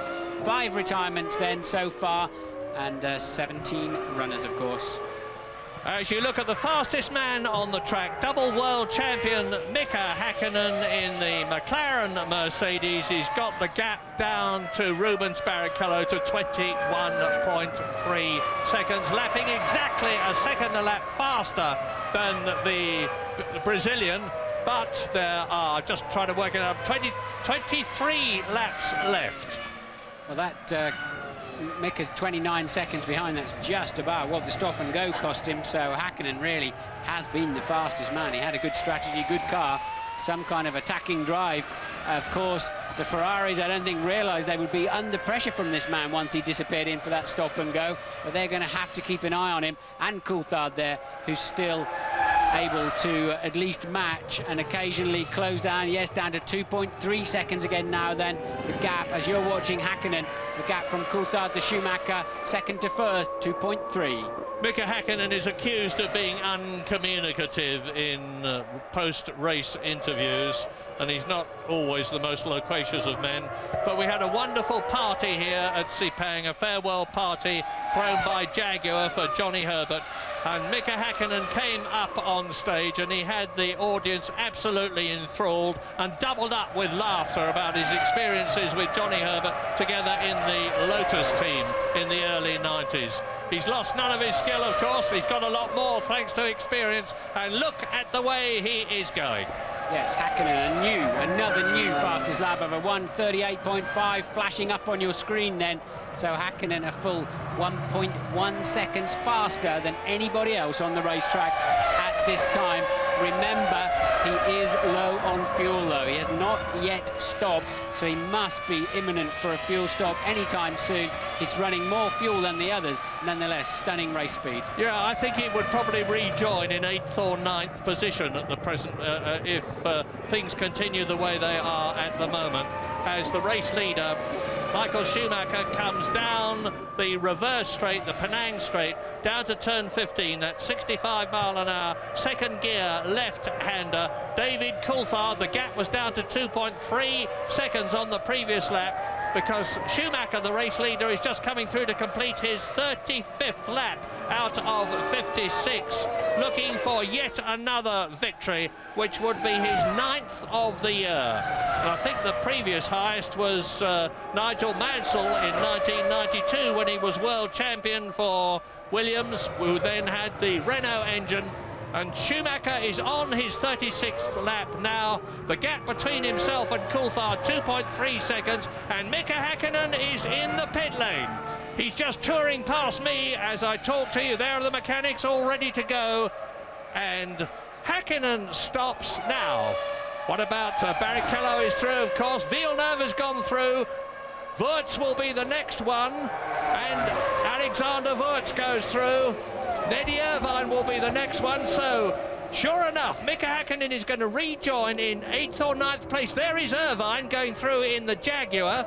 Behind him will be Ricardo Zonta. There is the white BAR, which was in 8th position, but Hakkinen gets through onto the track in front of Zonta, and I think is in 8th position, subject to confirmation. Lap 36. But Hakkinen doesn't have to stop again now. The others will have to stop one more time who are in front of him. We're going to take a short break. Be back.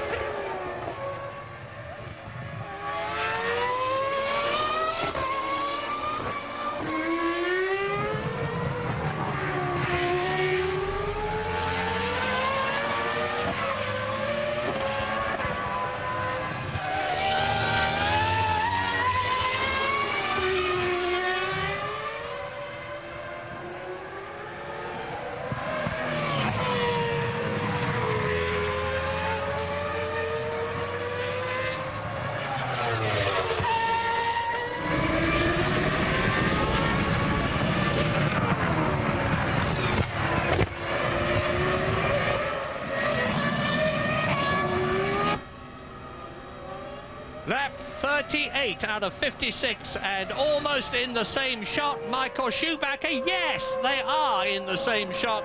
Michael Schumacher leading the race for Ferrari. David Coulthard second, and that is Marc Genet up alongside the pit wall in the second Minardi, retiring. And what's the problem? Look, well, whatever. Looked like possibly a left rear puncture there. James, what can you tell us? Well, I think Coulthard's going to make a stop fairly imminently, but Martin, I saw something a moment ago in Hackett stop that I've never seen before. It must be so hot out there. As he came down the pit lane, he lifted his visor so that the fresh air could blow into his eyes. He's obviously been working incredibly hard in that McLaren. I also noticed they swept away a lot of debris after his stop, so he'd obviously picked stuff up as he was out on the track. Yeah, he's put a couple of wheels on the grass 2 times there, James, and I think I can see also the McLaren mechanics then out in the pit lane. Yeah. Must be for David Coulthard. You're watching Zonta's second stop. He's pitted from 7th place, so McLaren getting ready to bring Coulthard in. These last pit stops should take them about 6 to 7 seconds, really. A crucial one. Coulthard having got the gap, and Coulthard is in the pit lane. Yes, he is. You can see him now, and the gap was down to 1.9 seconds on the previous lap, and McLaren really need to turn that car around. And while you're watching this pit stop, I'll tell you that there is no Benetton in the top 6. Villeneuve is 4th. So he's on 3 World Championship points. If he can stay there and Benetton do not get a car in the top 6, BAR will move up to 4th position in the Constructors' Championship. Yeah, Villeneuve's got to stop again yet, Mario. I don't think he's got a prayer of 4th place today. If both McLarens and both Ferraris keep running, they're all squabbling for 5th and 6th places, the rest of them, because Häkkönen's stunning speed in the middle part of this race has enabled him to bring himself up into contention, and he's got a look at the back of Barrichello, I would say, for that final podium position, and Villeneuve pits straight away. With Eddie Irvine presumably still to come in for a second stop, moving up into 4th position as the French-Canadian stops the BAR Honda. The mechanics reach into the side pods to remove debris. Out he goes, 7 seconds. And Villeneuve will rejoin, I think, in 7th or 8th position. He's back on the track into the slow turn 1. Lap 39, Schumacher leading. Coulthard's been in and out. And this then is Michael Schumacher lapping, I believe, Johnny Herbert. So yeah. Herbert then, and he goes straight in the pit lane. So Schumacher pitting straight away after Coulthard's stop. James, are you there? Yeah, once again, a tiny bit earlier than we expected, and it's in reaction to an extremely good pit stop by the McLaren team. Michael Schumacher comes in. Now, Coulthard is still a danger to Schumacher in this race. They need to turn this car around very quickly. It's a beautiful stop by the Ferrari team. Schumacher now chasing his 9th victory of the year. The only time he's ever done that was back in '95, of course. So 7/10 of a second faster then than David Coulthard's stop, and I believe that will give Michael Schumacher the lead. Coulthard passes our commentary box. He will not be ahead of Michael Schumacher. If he wants to win this race, been a great drive from Coulthard. He's kept Schumacher more than honest, but now he's going to have to pass him to win the Grand Prix. He did manage to pass him here last year in that famous turn 2 clash, but that was a big risk. And Michael Schumacher now appearing to be well in control of this Grand Prix. With Rubens Barrichello temporarily, and you're looking at him leading the race, the man who so brilliantly won the German Grand Prix at Hockenheim from 18th on the grid with an absolutely scintillating drive. In spite of this flu problem of his, he's leading the race, but he will have to come in another time, and that will drop him about 20 seconds or so, and he will undoubtedly be rejoining where he was before in 3rd position. But it's looking extremely good for Ferrari. We're on lap 40, and the Maranello concern has certainly this year got on top of McLaren. They won the Constructors' Championship last year, and if Schumacher comes through, it will be to win his 9th race this year. 1 for Barrichello in Germany. That makes 10 out of 17 races victories for Ferrari. Ride with Barrichello.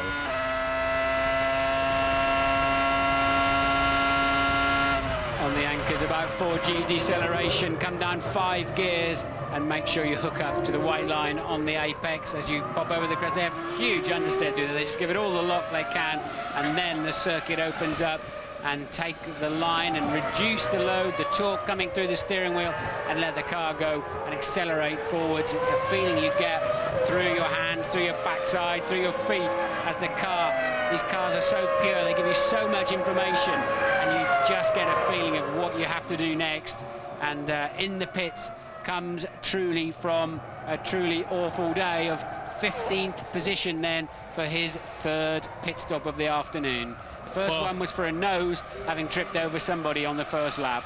All gloom in the Jordan pit, I'm sure, for the last Grand Prix of the year, with Heinz-Harald Frentzen having long ago retired. Jarno Trulli clearly not going to get any World Championship points, and their rivals BAR, who are already ahead of them in the Constructors' Championship, stretching their lead and bidding fair to get ahead of Benetton too. As you watch Rubens Barrichello and Ferrari getting ready for another stop. Now here is Johnny Herbert, 11th place, followed by Fisichella.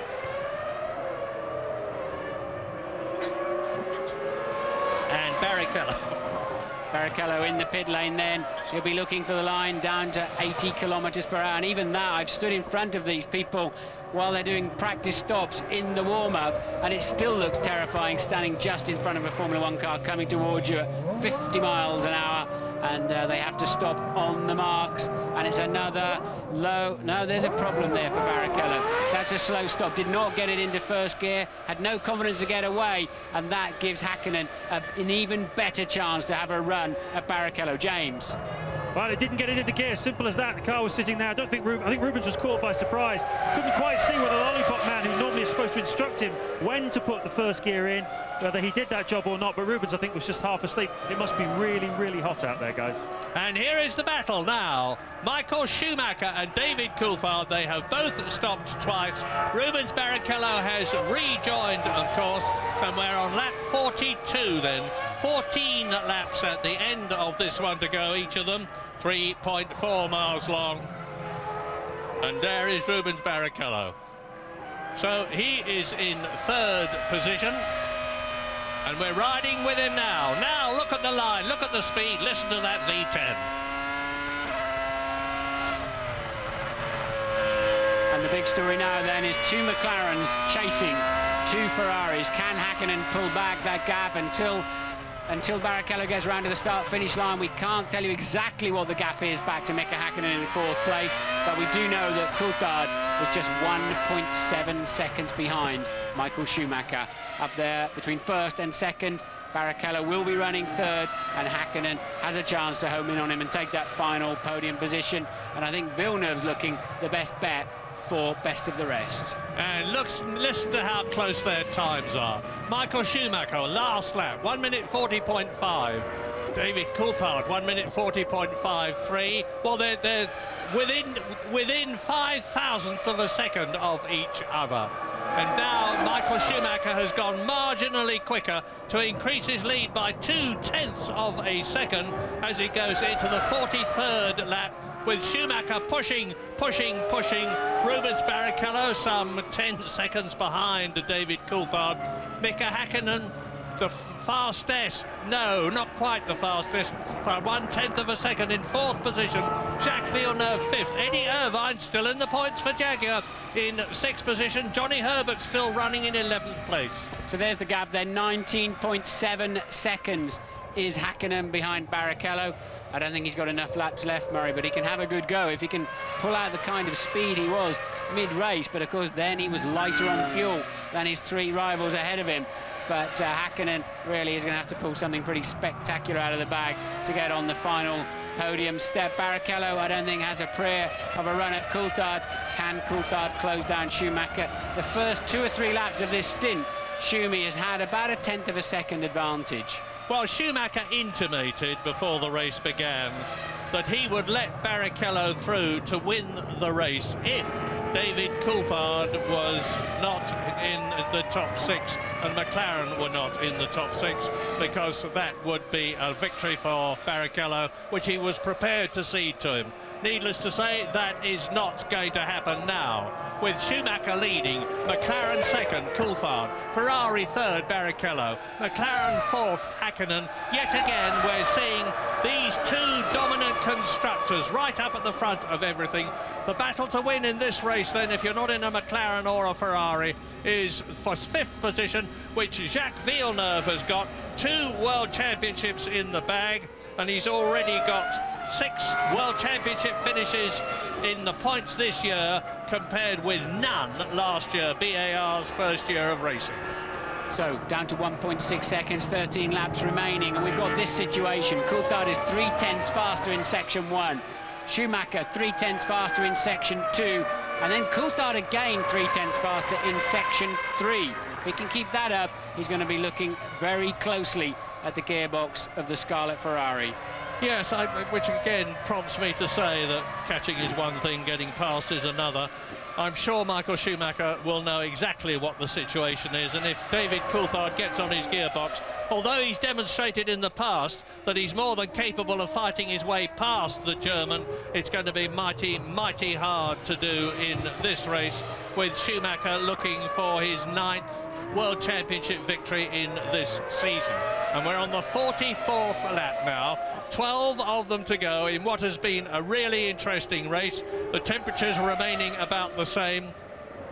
And you see the Minardi parked on the left of the pit wall as Salo comes towards us in 10th position. There is Johnny Herbert, 11th place, pursued by Giancarlo Fisichella. A miserable race for the Italian, who it seems hard to realise now was in the recent past being tipped as a potential world champion. Sadly, he hasn't looked very much like one this season as you leave Sepang, but you will be rejoining us.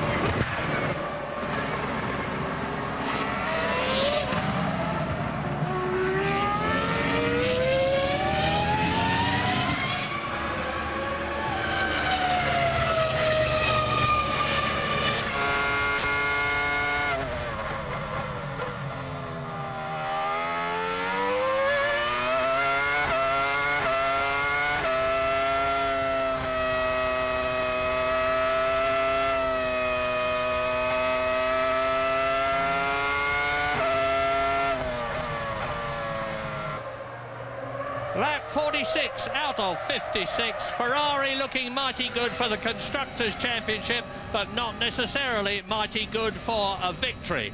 Michael Schumacher in the red Ferrari on the left leads David Coulthard, who has now got the gap down to under 1 second. Michael Schumacher has got to keep all his famous cool, make sure he gets the line right, the braking points right, accelerate away, give David Coulthard no opportunity to get past, because Coulthard, notably in France this year, has demonstrated that he's more than capable of getting past the triple world champion. uninterrupted coverage then to the end of this Malaysian Grand Prix. Coulthard with the slightly faster car, both in terms of lap time and in terms of straight line speed by 2 or 3 kilometers per hour. Now, unfortunately, he's in the dirty air zone of that Ferrari, and turn 2 is where he passed Michael Schumacher last year. They're going through turn 2 right now. Clearly nowhere near close enough to even think about it, but he's got 10 laps left to be able to get up on the gearbox, and I think if he can get a good run out of turn 14 down the final straight into the last corner of 15, then I think Coulthard may just have enough kilometers per hour and a good enough car under braking to have a stab at the lead of this Grand Prix. As you look at Mika Häkkinen in 4th position, who has not closed at all on Rubens Barrichello. There is the Brazilian 3rd place in the Ferrari. The gap between them, 19.6 seconds. So Rubens has got the message, and he's continuing to hold off Mika Häkkinen, and Villeneuve is now lapping it in the BAR to within 1/10 of a second at exactly the same time. Yeah, so Villeneuve then down in 5th place. As you say, Häkkinen appears to have completely lost momentum after that stop. He's now on the same fuel load as everybody else. Clearly, all cars will have just enough fuel to get them to the end of the race. There will be no further scheduled refueling stops as we see the Minardi of Matt Saccani from 15th place in the pits. He is the last runner. Ralf Schumacher recently retired out of when he was 16th. So now 7 retirements then in this Grand Prix, and Zonta in the boonies. Yeah, so no points for him, not that he was likely to. He was in 9th position, but Villeneuve is still holding the fort for BAR. Wurtz, the top Benetton, is in 7th position, and Fisichella is down in 12th position. Nasty place for that car, clearly an engine failure there for Zonta, no mistake from him, but a nasty place to stop and have a truck into the gravel trap. They're coming in there just under 190 miles an hour with a totally unsatisfactory runoff area there, but Coulthard still homing in on Michael Schumacher. No sign they'll think of the safety car. They will clearly recover that car of Zonta's under double waved yellow flags indicating marshals in the danger zone, and they must slow down. Louise. We're used to seeing Williams running at the front of the field. Obviously, that's not been the case today. Jensen out earlier on, and as you mentioned, Ralf Schumacher's just retired as well, having spent much of the race running around at the back of the field. It was a problem with his BMW engine. I have to say that's a fairly rare problem with the BMW engine, because they've made a fantastic return to Formula One on the whole. The team will still finish 3rd in the World Championship, and I think at the end of the day, that's something they can feel justly proud about. Well, Michael Schumacher and David Coulthard are closing now on Giancarlo Fisichella in 12th position, who's battling with Johnny Herbert, and there could be a traffic problem which could change the positions of these 2 lead cars. Michael Schumacher can see it coming, but of course David Coulthard on the left there can equally see it coming, and they'll be planning ahead to try to work out how best to get past the cars in front without the positions changing from Michael Schumacher's point of view. Lap 49 out of 56. Gap 0.6 of a second. Well, it's visual, look at it. Yeah, Coulthard with the better car under braking, no doubt about it. 3 to 4 Ks faster down the straight, better under braking. He's losing in the middle sector of this lap through 7, 8 and 9 turns. But I think if he gets a sniff, he needs a bit of a help from back markers or something to get a sniff at Michael down one of these straights. He's got the better car when he gets there, to the end, into those tight corners. Yeah, Michael knows that as well as David does, and Michael is just as determined to win this race as the Scotsman is, because Michael Schumacher made it very, very clear that unless very unusual circumstances obtained in this event, he was going for his 9th win of the year. He's looking good at the present moment. He's on lap 49. There are the comparative times, and you can see that there's virtually nothing in it at all. They're both lapping now considerably faster than Rubens Barrichello, who is continuing to be caught by Mika Häkkinen, who's got the gap down to 18 seconds.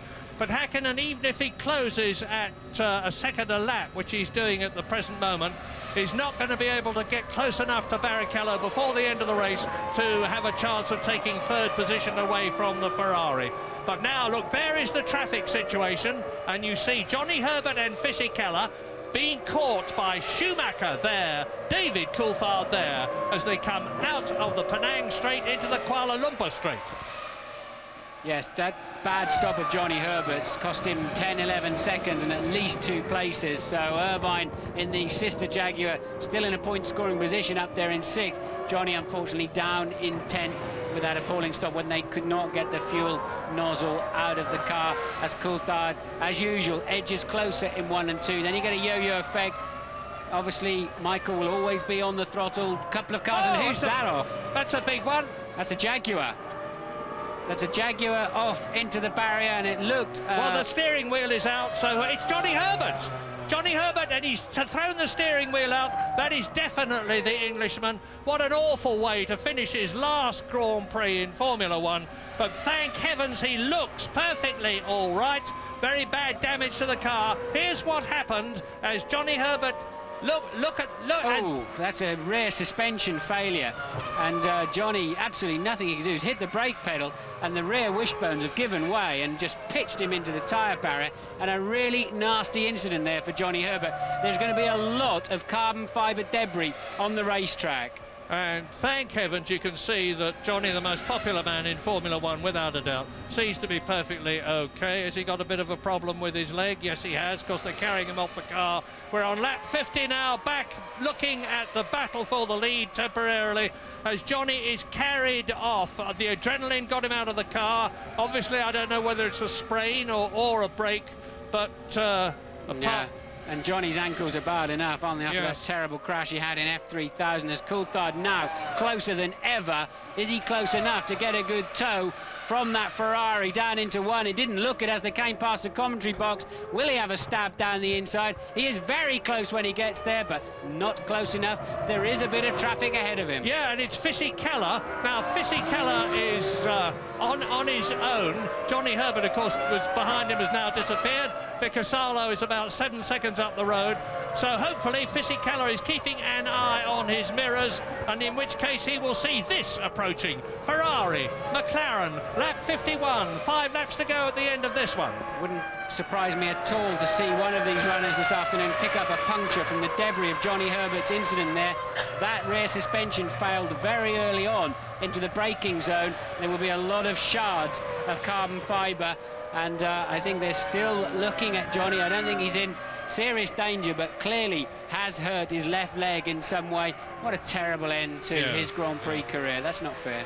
No, she's 163rd Grand Prix, and he more than deserved to get out of it in the points in good condition. But Fisichella is lapping some 2.3 seconds slower than the 2 cars bearing down on him, and any moment now he's got... Yeah, sorry, I was saying Coulthard lost an edge there somewhere in this lap, and it's a crucial lap because it's the one where I believe they're going to clear that back marker, and the one where Coulthard needs to be closest to Michael Schumacher. Will Fisichella yield going into the last corner? No, he will not, and that gives Coulthard the chance to reclose that gap and be there when Michael Schumacher has to clear. Yes, now he moves over. Yeah, Fisichella sees them, courteously moves over, and the battle now continues. We're on lap 52 in this 56 lap race. The 2 leaders, Michael Schumacher going for his 9th win of the year, David Coulthard going for his 4th win of the year, have got a clear track in front of them because Mika Salo was some 8 seconds in 9th position ahead of Fisichella, and they are lapping. The time difference between Salo and Michael Schumacher is about 1.5 seconds. So it looks as though, with luck, they're going to have a clear track until the end of the race to resolve this battle. Remember, it was a fantastic battle in the closing stages of the Japanese Grand Prix between Michael Schumacher and Mika Häkkinen. Now it's Michael Schumacher against David Coulthard, Mika Häkkinen's teammate. Tough call in the Jaguar pit. They got Irvine up there in a 6th place, a point scoring position. They've seen quite clearly a structural failure on Johnny Herbert's car. Did he have a knock earlier on? There was a big drama on lap 1 of the Grand Prix, where a lot of cars got together that could have given some damage to Johnny Herbert's car. If I was the Jaguar team boss, I think maybe he's got more information. I guess they'll have to leave Irvine out there. It's difficult, you know, just looking at television pictures to see what the gap is between them. It looks to me as though Michael Schumacher has got the race under control at the present moment. He's just coming up to complete his 52nd lap, and the gap between them was 0.8 of a second. Over the painted grid on the tarmac now, he's very Salo. Maybe I was wrong. They are going to catch Mika Salo as Fisichella in the background recedes into the distance. And yes, the gap has gone up. It's gone up from 0.6 of a second to 1 second, so that's practically doubled it. And Michael Schumacher still leads on lap 53 with Barrichello out on his own. He's still being caught by Mika Häkkinen, but at the rate of about half a second a lap, and he's still 14 seconds ahead of the second McLaren. Race order: Schumacher and Coulthard that you're looking at. Barrichello 14 seconds behind them. Häkkinen 15 seconds behind Barrichello. Villeneuve still in the points.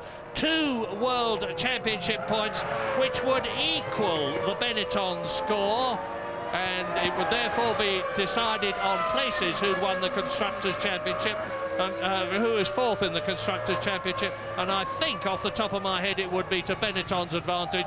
Eddie Irvine still, fingers crossed, for that 1 World Championship point, which would really lift the morale at Jaguar to give them something to look forward to over a long, hard winter now under the new management of Bobby Rahal from America, who is going to be in charge of the Jaguar team. And there is Jacques Villeneuve alone on the track. He's 15 seconds behind Mika Häkkinen. He's 7 seconds ahead of Eddie Irvine, whose car you just saw briefly flash into view in the background, as the leaders are very close to coming through to completing their 53rd lap. No change in the temperature. You heard from Martin earlier on that there was a 25% possibility of rain. Well, thank heavens that has not happened. Jacques Villeneuve, then world champion 1997, who's invested so much of his time, effort, and I'm sure his personal considerable fortune in the BAR team, is at last seeing some return. I suspect he's added to his personal fortune driving for BAR, but he certainly invested a lot of time and energy, as you say, and Matt Saccani drops out of a current 13th place, so unlucky for him, and only a dozen runners then in this race, which is proving to be a bit of a car breaker. Retirements in order: Pedro de la Rosa, Pedro Diniz, Nick Heidfeld, Heinz Harald Frentzen. There is Salo being followed by Schumacher, and Coulthard coming up to lap him. Continuing with the retirements: Frentzen, Jenson Button, Genet, Ralf Schumacher and Ricardo Zonta. So both the Williams BMWs out of the last race of the year, as Schumacher now sets about deciding where he's going to get past Mika Salo, who will certainly see the German and the Ferrari in his mirrors and move over. Michael Schumacher's flat out working away, hacksawing away on the wheel. Coulthard just said the fastest first sector of any lap this afternoon. He is not giving up on this chase in the dying laps of this Malaysian Grand Prix. Coulthard still very much going for it. Had a couple of laps where he appeared to be just falling away slightly, now re-attacking, and the gap down to 0.6 of a second. He took a half a second out of Michael on that previous lap. 54 laps completed, 2 to go, 55 and 56. Yes, certainly David Coulthard took a second out of Michael Schumacher, but to get past the German and the Ferrari when the performance of their cars is virtually identical is going to be an absolutely Herculean task. Barrichello continuing to run in clear air, and clear air behind him in 3rd position. The prospect for Ferrari: 14 World Championship points, 11 more than they need to clinch the Constructors' Championship, as Michael Schumacher keeping cool, trying to in this heat and humidity. But as I said earlier on, he's the fittest man in the race. He said before it began that he expected and hoped that the humidity and the heat would affect him less than virtually all the other drivers, and he's only got about 4.5 miles to go now before the checkered flag and his 9th win of the year. But there's many a slip twixt cup and lip, and I have seen Grand Prix lost at the very last corner. who'll ever forget Monaco when Jack Brabham had victory stolen from him by Jochen Rindt a long time ago, but the circumstances were not dissimilar. They've also been lost in a courtroom some weeks after the Grand Prix as well, but hopefully that won't be the case this afternoon. A classic duel then between Michael Schumacher and David Coulthard, and Schumacher then seems to have the upper hand when it matters as he heads into the final lap. Final lap 56 in Malaysia. Now, David Coulthard will never give up. Of that you can be absolutely sure. There is a contingent of people from his hometown, Twynham in Scotland, here to watch this race. They could hardly have hoped to watch a better one from their point of view, except, of course, seeing David Coulthard somehow scramble past Michael Schumacher to win the Malaysian Grand Prix. It is looking less and less likely because Schumacher's just got a few corners to go now between himself and that historic victory, which is surely going to be his after an absolutely magnificent year for Ferrari. It will be 9 wins for Schumacher, 1 win for Barrichello, 10 wins in all. The Drivers' World Championship for the 3rd time for Schumacher. The Constructors' World Championship again for Ferrari, and he is almost home.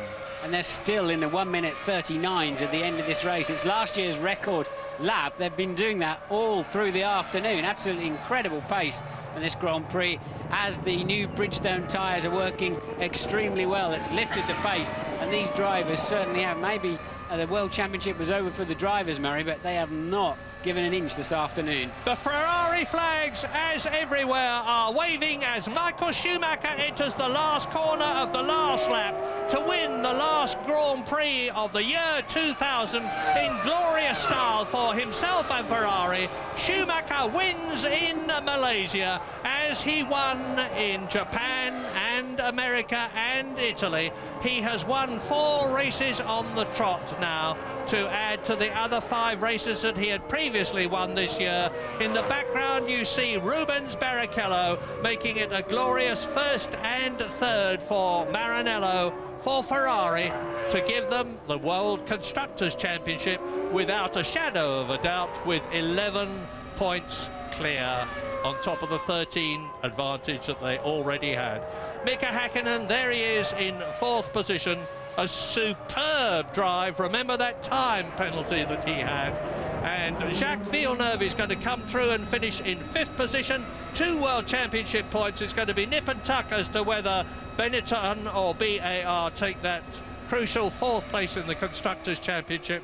And Eddie Irvine will be in 6th position to score again for Jaguar. So McLaren lost 16 points, 6 from Coulthard's disqualification in the Brazilian Grand Prix, and 10 after Häkkinen's technical problem in the Austrian Grand Prix. So still, Ferrari would have won that world title with that point advantage. We're going to take a quick break and we'll be back.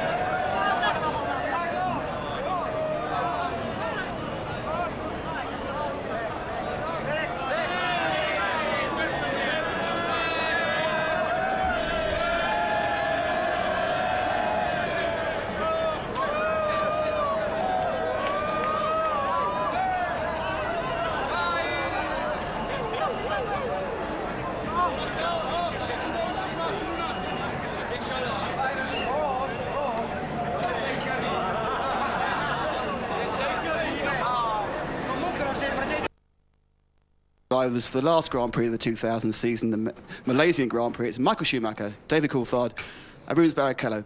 Michael, many may congratulations. The Constructors' Championship, your 9th win this season, equals the record. It must be because you're worth it.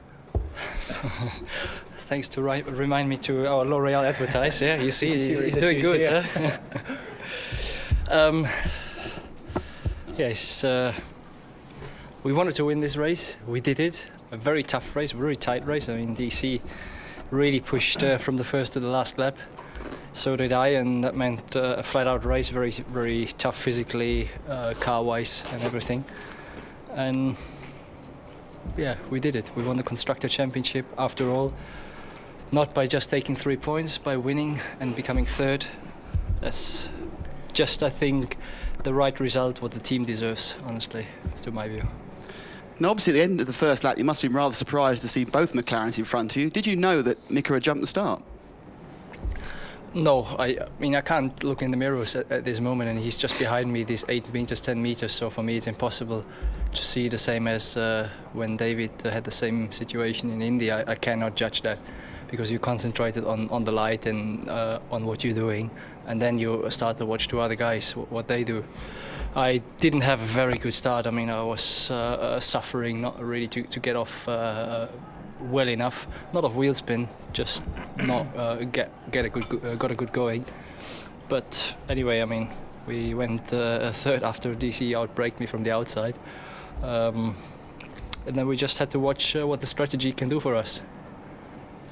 Now, you actually set your personal fastest lap at the end of the first stint. You never really went fast again in the following two. Was it because you're just controlling the race, or did the car go off slightly? No. It might be the tyres. The tyres become better when they get older. It could be a factor. And I did more laps on my first set than I did on the other set of tyres. I guess it's that. Plus, in the last stint, I mean, I saw the gap, I judged it, and obviously you don't go for 100% because you don't want to make a mistake, and doing 100% drive is easy, so you just go this little bit slower, which means the lap times are a little bit less. Thanks, Michael. David, so near yet so far. You were pushing all the time, and a very, very different strategy from your teammate. I mean, how did McLaren come up with that idea? Well, unfortunately, we didn't intend stopping anywhere near as early as lap 18. But when I ran off the circuit coming out of turn 6, I filled the left-hand side of the car with grass, and the temperatures were going up for 5 laps, and then it sort of stabilised. But the team felt it was better to to take the gamble, and even though we knew obviously we'd lose time, it was better to lose time and make sure you could guarantee the engine would make it to the end. So it's disappointing because then it could have been a bit closer, but that's the way it works out. If I should have kept the car on the circuit. Now, at the end of the race in the weigh-in, we saw you having a quick word with Michael. What did you say? Well, to be honest, I was just apologising to Michael for the year. You know, we've had some differences, and I'm embarrassed that sometimes I was maybe saying things too publicly and not going to talk to him face to face. And it was just really to we're at the end of the season, to apologise for that and to say he's a great champion, and I look forward to competing against him next season. David, thank you very much.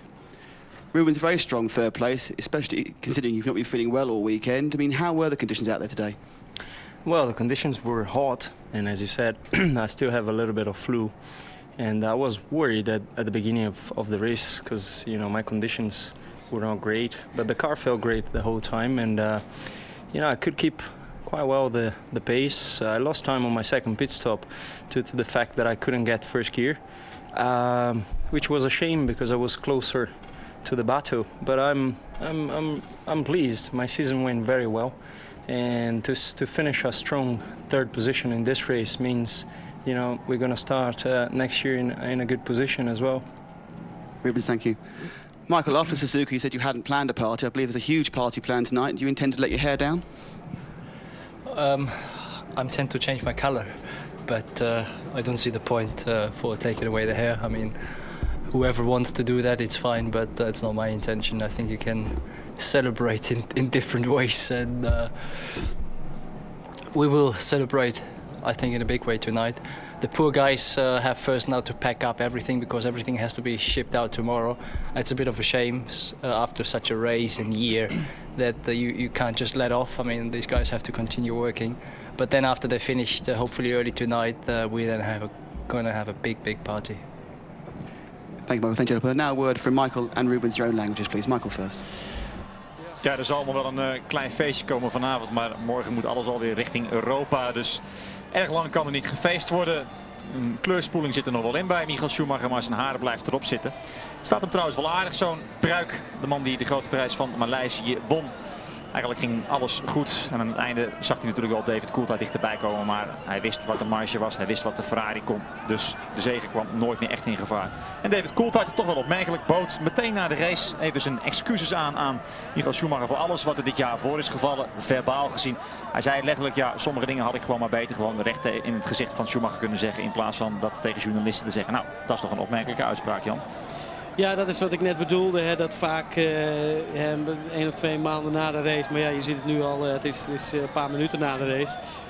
Is er gelijk die relativering van ja, per slot mogen we allemaal blij zijn dat dit ons vak is. En dat we dat op dit niveau kunnen bedrijven.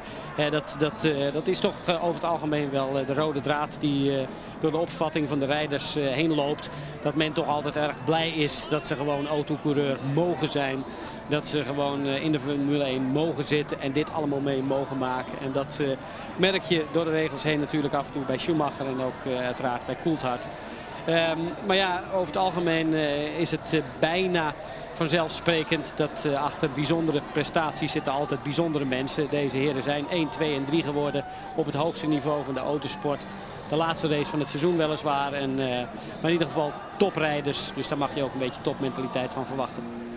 De excuses dus van David Coulthard, nou, die zijn volledig op zijn plaats en geaccepteerd door Michael Schumacher. En volgend jaar komen ze elkaar dus gewoon weer tegen op de baan. Dan zal Schumacher wederom voor Ferrari rijden en David Coulthard weer voor McLaren. Oh ja, Rubens Barrichello zat ook nog achter de tafel. Hele weekend al last van een griepje.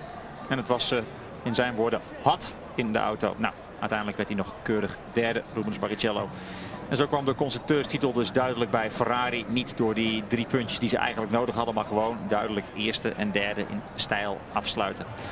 Jan, ik heb ervan genoten dit seizoen. Het was een lang seizoen, maar wel een mooi seizoen met een terechte wereldkampioen. Vat ik het zo goed samen? Ja, zeker. En ik denk dat normaal gesproken willen we natuurlijk altijd die climax in de laatste race hebben. Dat daar het kampioenschap beslist wordt. Maar ik vond dit ook wel wat hebben, dat deze laatste race, dat je gewoon eens eventjes kon zien wat er zou gebeuren als iedereen gewoon helemaal zonder die belangen van het kampioenschap losjes kon presteren.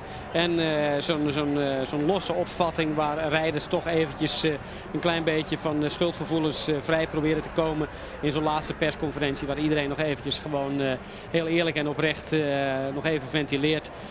Dat heeft toch ook wel wat. En als nu het kampioenschap net beslist zou worden, zou die spanning daar toch nog een beetje omheen hangen. En was niet iedereen zo toegankelijk en onbevangen. Goed, nog één keer de hoogtepunten van de grote prijs van Maleisië. Johnny Herbert voor de stad, nog niks aan de hand met zijn vrouw Becky. Zijn laatste Grand Prix dus in de Formule 1 en dan de 2 camphanen.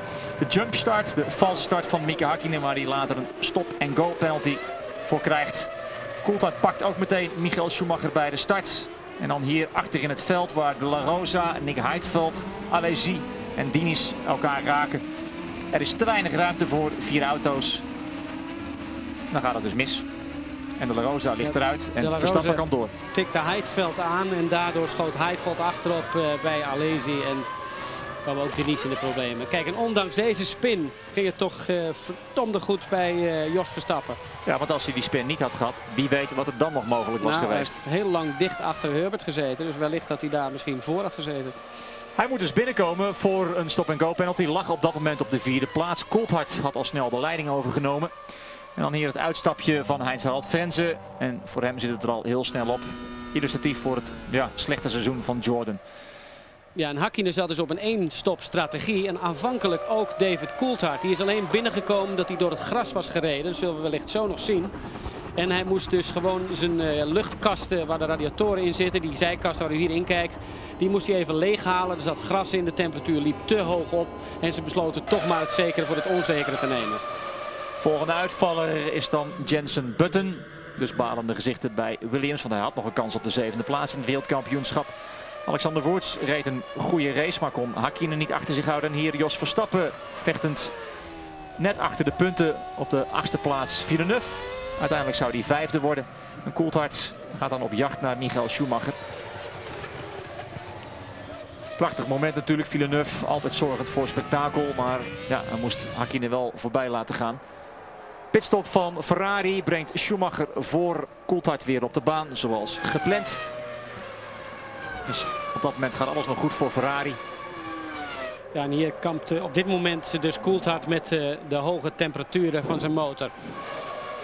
Afscheid van Ralf Schumacher. Parkeert de wagen in de garage. Er komt geen wagen van Williams vandaag aan de finish. Toch hebben ze een mooi seizoen achter de rug. Dan in de grindbak Ricardo Zonta. Hij redt het niet. Villeneuve wel. Want die werd dus 5e. En dit is toch wel een heel angstig moment. De achterwielophanging aan de rechterkant bij Jaguar breekt af. Dus schrikken ze. En Johnny Herbert met een pijnlijk linkerbeen.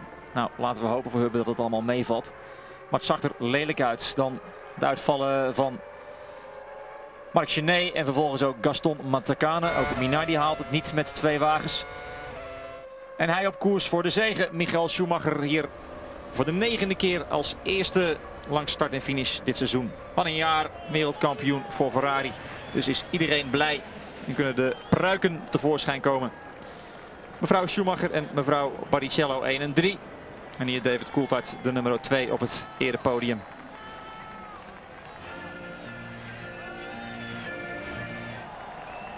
Even zwijgen voor het Italiaanse volkslied, anders krijg je problemen.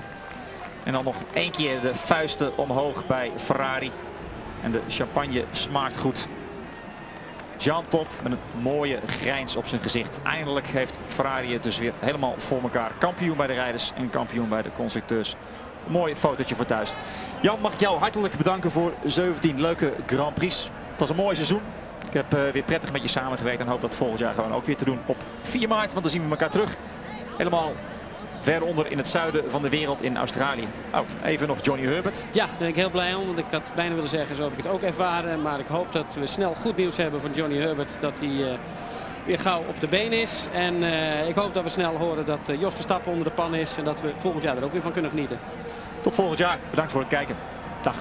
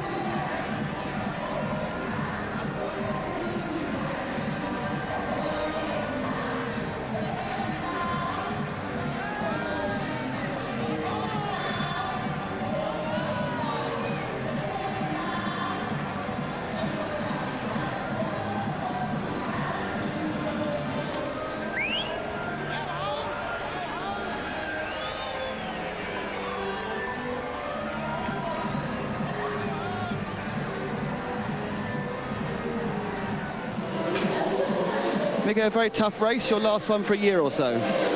Yeah, it was actually easier than I thought. I thought it would be a lot harder, but humidity is high, so still keep sweating even it's a half an hour after the race. It's my last race for a while, and that's why I enjoyed it a lot. So what do you do next year? Just lie around the beach for a few months? I know. We'll be testing a lot with Toyota next year, and I don't think I get bored. They couldn't blow them in a race, so they blow them now in pits. So yeah, I think they'll keep me busy. Do you just think, oh, I wish I was racing, or are you happy with the Toyota situation? I'm very happy to have a break. It's been a hard year. I'm sure anybody who could have a chance to have a break here from this paddock next year would do it. So it's been a hard year. Wish you best luck. Look forward to seeing you again. Thank you.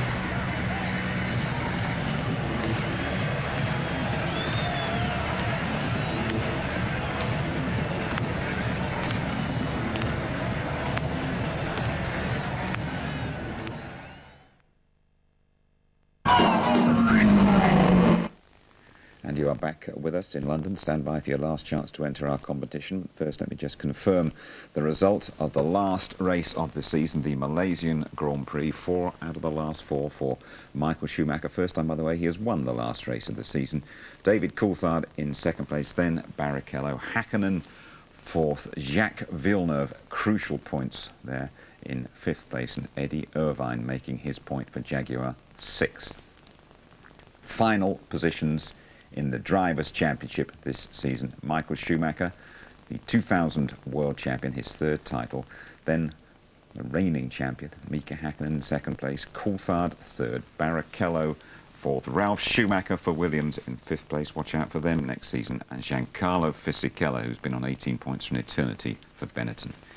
And in the Constructors, Ferrari retaining their title by a very clear margin from McLaren. BMW, Williams doing really well to take that third place, and indeed Benetton getting fourth as a result of Fisichella's second place way back in Brazil from BAR, but that's 20 more points than BAR got last year, and Jordan have to be satisfied with 6. Okay, now Tony, did McLaren shoot themselves in the foot a little bit here today? Yeah, unfortunately Hakkinen fluffed on that start and he got ahead of himself the same way as Coulthard had done at Indianapolis. And then, as we'll see in a little while, David Coulthard had run wide when he was really putting the hammer down. So without that, as Martin had said, Hakkinen might have been inside. It was a tall order anyway. They needed to finish first and second. Ferrari needed them down no higher than fifth place, and it was a very tall order. Yeah, we'll see that in a second. Personally, I'm just happy that Johnny Herbert has emerged. I know he's having x-rays on his left leg, emerged from a very, very nasty accident in his last Grand Prix. Well, it's difficult to know what happens, but you see that left rear of the car disintegrate and just pitch him into the barriers here. It's a buckaroo job. It's nearly going end over end. Luckily, the tyre barrier's there, the big cushion it's taken. And there's Johnny coming out. Now, we said, and I said before the beginning of the programme, Johnny, don't go to Indianapolis, don't go and race those cars over there, don't go into those unyielding concrete walls. Your legs can't take it. Now, Formula One is much, much safer than Indy racing. The cars can take it, the circuits are up to it, as we've seen. That's a big crash, and he's emerged okay. He could have got a fracture from that. Okay, precautionary x-ray on that left leg for Johnny Herbert. Let's go back and let's have a look at the start. And a bit like what Coulthard did in Indianapolis, this time it was Hakkinen's turn. Yeah, and it was looking good, and it was fairly marginal, but the lights had just gone out, and then already adjudged there that Mika Hakkinen had crept, although he got the car stopped again. The little sensors on the grid picked that up. And the best man here was David Coulthard, who went all the way down the outside and through that best. And Schumacher did not make a good start. He got a bit too much wheel spin again. But Coulthard was brilliant at the start, as was Villeneuve, who got up there really well. Now, Coulthard had to take an earlier pit stop than anticipated, and this was due to him running wide, wasn't it, and picking up a bit of debris. Well, James reported that temperatures had run high, which means that the debris that he'd picked up when he ran wide had filled the radiators. You and I were commenting during the race. We saw the strip-off visors that the drivers were taking off, and they'd had several layers of those, and all the other dust and dirt on there. And if you run wide as well, you take it all in. Don't forget, this is an old rubber plantation where the cobras lurk, and there's lots of snakes around there. Never mind the debris. Didn't quite get a and snake, here did he? we are. This was when Coulthard, was in the lead there, and he was really, really putting it down, trying to get that gap away, because he knew he was making 2 stops at that particular time and increase the gap. But he ran wide. Tyre wear was another factor. We don't know how his tyres were wearing, whether he was called in early as well as the higher temperatures from the blocked radiator. Nice scrap in the middle of the race. Mika Hakkinen and Jacques Villeneuve, 2 world champions, and a good little cameo this, wasn't it? That was fabulous. This was shades of 91 for me and Senna and Mansell in the Spanish Grand Prix, and it was no holds barred. But you saw Villeneuve there just outbrake himself. He locked up and Hakkinen went through on the inside, and that's very much like in Indianapolis. If you remember when Villeneuve was chasing Frenz, and he outbraked himself then and went across turn 1 and gave it away. But that's Villeneuve, isn't it? Just, you're really gung-ho going for it. Ferrari performed brilliantly in the pits for much of the season. All that 3 wheels on your wagon with Eddie Irvine, a distant bad dream really for them, isn't it? And a terrific stop for Michael Schumacher late on that meant really, well, the race is yours again. But it's said that David Coulthard had always been a threat in the race, and Coulthard, if anyone, was the man of the race. He'd driven so well, and this Ferrari stop was in response to that. But at 6.6 seconds, Nigel Stepney, the English chief mechanic Ferrari, and his boys performed superbly, and that was the quickest pit stop of the race. In fact, got him out back ahead of Coulthard and confirmed, as you said, the lead, and then the win, the 44th for Michael Schumacher. And that, incidentally, 10 times now that Ferrari have won the drivers, and 10 times now they've won the constructors. No question they deserve it this year, is there? No, they've been absolutely superb, and constructors back-to-back for them as well. They work so hard. Difference for me is that Michael Schumacher wanted it so badly. He was so hungry. He came back after his broken leg so fit. And remember when he came back here last year, he was wonderful as well. He held them all up. He had Hakkinen doubled up on the podium afterwards. He didn't know what to do with himself. Good. OK, Tony, thank you very much. Well, now it's your last chance to enter our competition and get up close and personal with an F1 car. Here's your opportunity to ride in a Formula One car. We've teamed up with McLaren Mercedes for a chance to win the thrill of a lifetime. A ride in the back of their 2-seater. 2 lucky winners will get a day out at Silverstone and feel the breathtaking acceleration and awesome cornering force of a 750 horsepower racing car on one of the fastest tracks of all. The car's suitable for most people, but it can reach speeds of up to 200 miles an hour and corner at over 3G. So you'll need to pass a medical, be within the height and weight limits, and be 18 or over. You'll also have to answer these 2 McLaren-themed questions. Question 1. When did Mika Hakkinen make his Formula One debut? Was it A, 1991, B, 1992, or C, 1993? A, 91, B, 92, C, 93. Question 2. McLaren hold the record for the most wins in a season, but how many? Is it A, 13, B, 14, or C, 15? A, 13, B, 14, C, 15. And here is the number to dial: 09065 811 811. 09065 811 811. And the very best of luck to you all. OK, Tony, it seems like yesterday we were back in Melbourne. We were discussing Jenson Button's first race. Murray Walker, terrifically impressed by Jenson's first year. Were you? Without question or a doubt. For me, he's a future world champion. He's been serene. he's been so cool.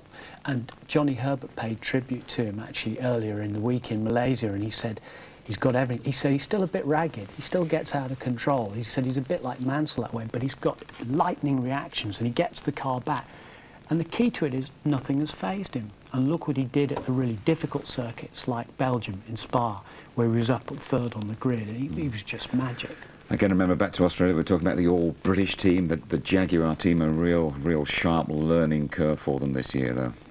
Well, Monte Carlo, they scored points with Irvine. Now they've scored a solitary point here. And I think that they're going to get better and better. They're planning this new facility up at Silverstone, which will be magnificent. Once they get it sorted out with the wind tunnel as well, I'm sure they're going to take it even further forward. Ron Dennis has had a bit of a public smacking, hasn't he, over there in Malaysia. Do you expect McLaren, though, to hit back next year, finally? Ron's been plotting that for the last 3 races, and I don't really think he can complain, you know, about him looking at the political side of it and how in Japan what he was trying to do. See what he was trying to do. But he has had a slapping, as you've said. They lost pole position here. Now they've lost the race. Now they've lost the constructors. He'll just be thinking about 2001, how they can build the best car, how they can fight back, plotting revenge. And despite the 3rd world title, Schumacher back as strong as ever next season? As strong as, I think, stronger than ever, because he's equalled his best of 9 wins in a season. That's best ever for a Ferrari driver. The last time that was done was in 52, 53 with a Scar. You would remember that, of course. Listen, thanks for your company. Thanks for your company throughout the season, Tony. Thank you. Later on today, you have a chance to see a rerun of the Malaysian Grand Prix, coming up just after 2 this afternoon. Highlights just before midnight, and that show repeats as always on ITV2 at 7. OK, thanks for your company throughout the year. Watch out for a Christmas Formula 1 special here on ITV. We'll be back in Melbourne in March. Tonight, as I say, I've just heard that Johnny Herbert has bad bruising on his left leg. That's all. We say farewell to him and to you. Bye-bye.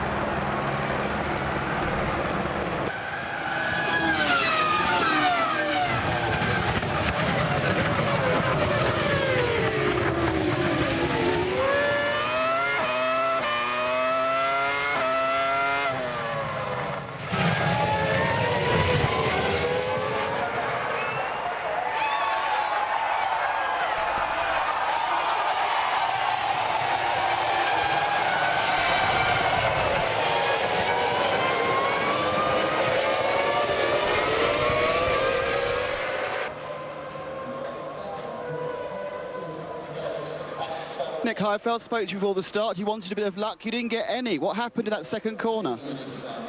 Yeah, I did get very narrow in the second corner. There were a lot of cars around me. I was catched in the middle. I had Joe on the left and the arrows on the right-hand side. Then I just no more space. I don't know what happened with another Sauber who was involved as well.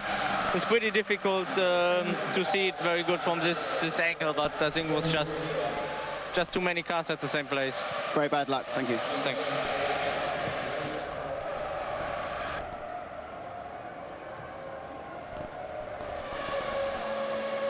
Mark Schnee, very bad luck. An engine problem there, but you had a nice fight with Hakkinen during the race. Yeah, well, it was not the engine. It was for sure a rear tire problem. And maybe a rear suspension, but we were doing a good race. I was fighting with Ralf Schumacher, with Hakkinen. On the first set of tires, I was doing very well. On the second set, however, I was losing a lot of time. I had a lot of understeer, and I couldn't keep up with Ralf. But I think we were doing okay, and I hope now we can keep this 10th position in the Constructors' Championship. Mark, you've raced very well all season, but will you be racing in Formula 1 next year? Well, I'll be in Formula 1 next year. Maybe racing, maybe not racing. But the future is quite bright. I'm very optimistic. I'm very happy. And in a few weeks, I'll say about my future. But however, I'll be involved in Formula 1, racing or just driving. Mark, hope to see you again. Thanks. Thanks.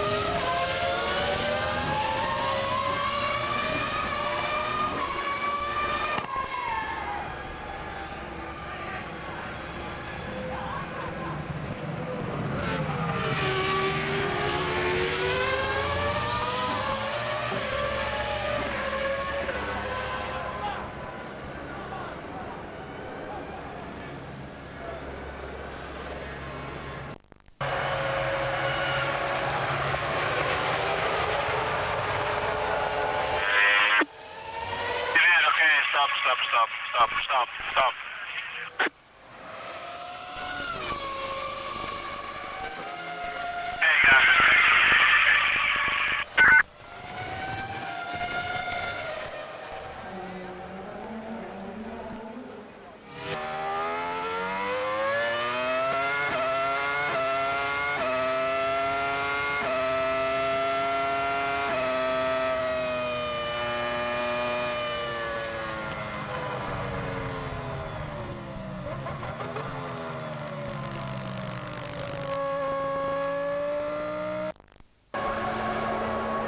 Well done, Michael. Prague is a world champion.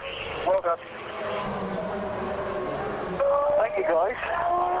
World champion class 2, I'd say. Congratulations, for your constructor, guys. You deserve it more than anything.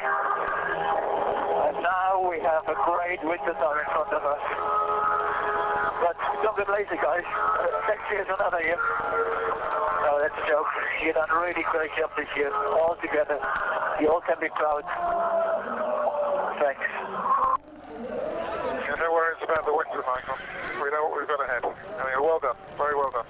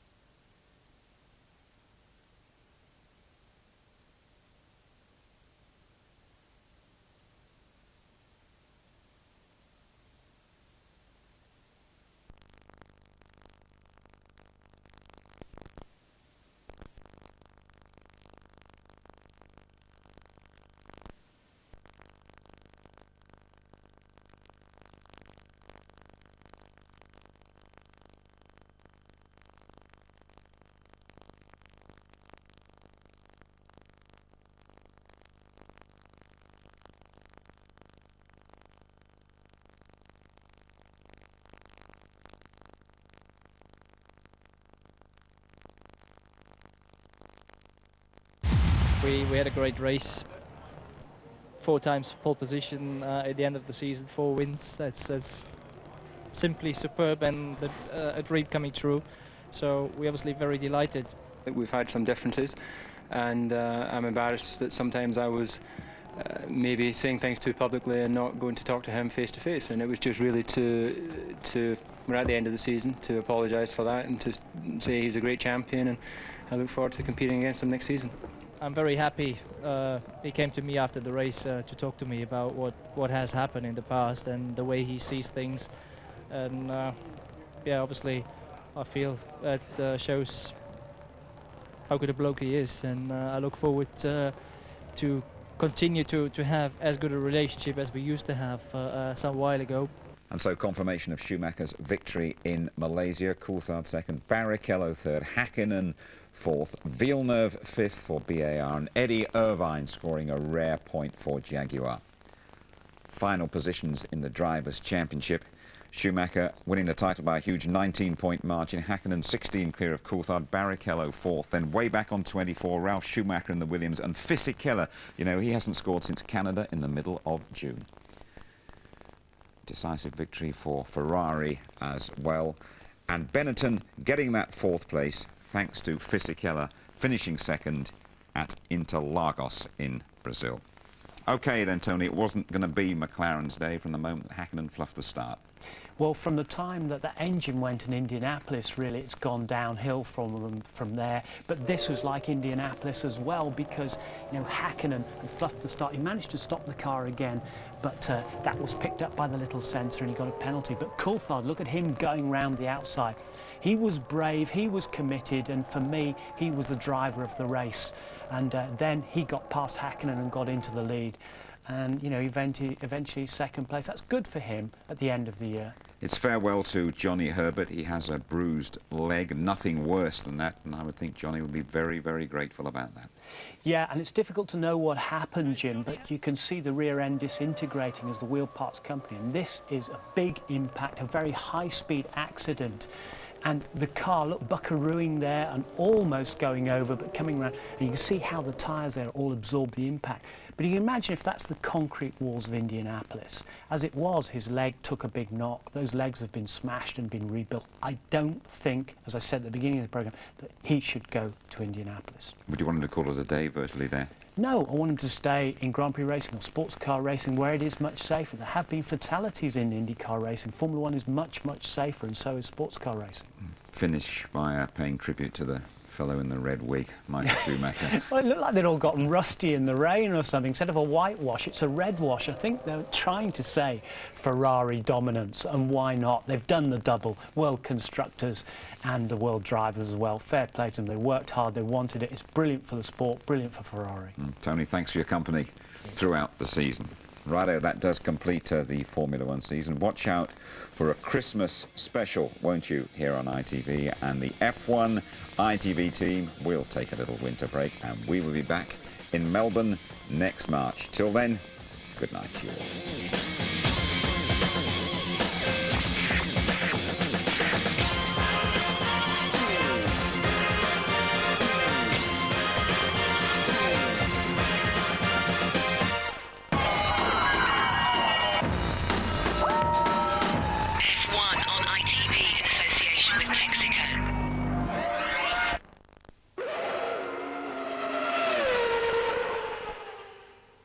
If you would like to know more about Formula One, the website address sponsored by livesport365.com is www.itv-f1.com.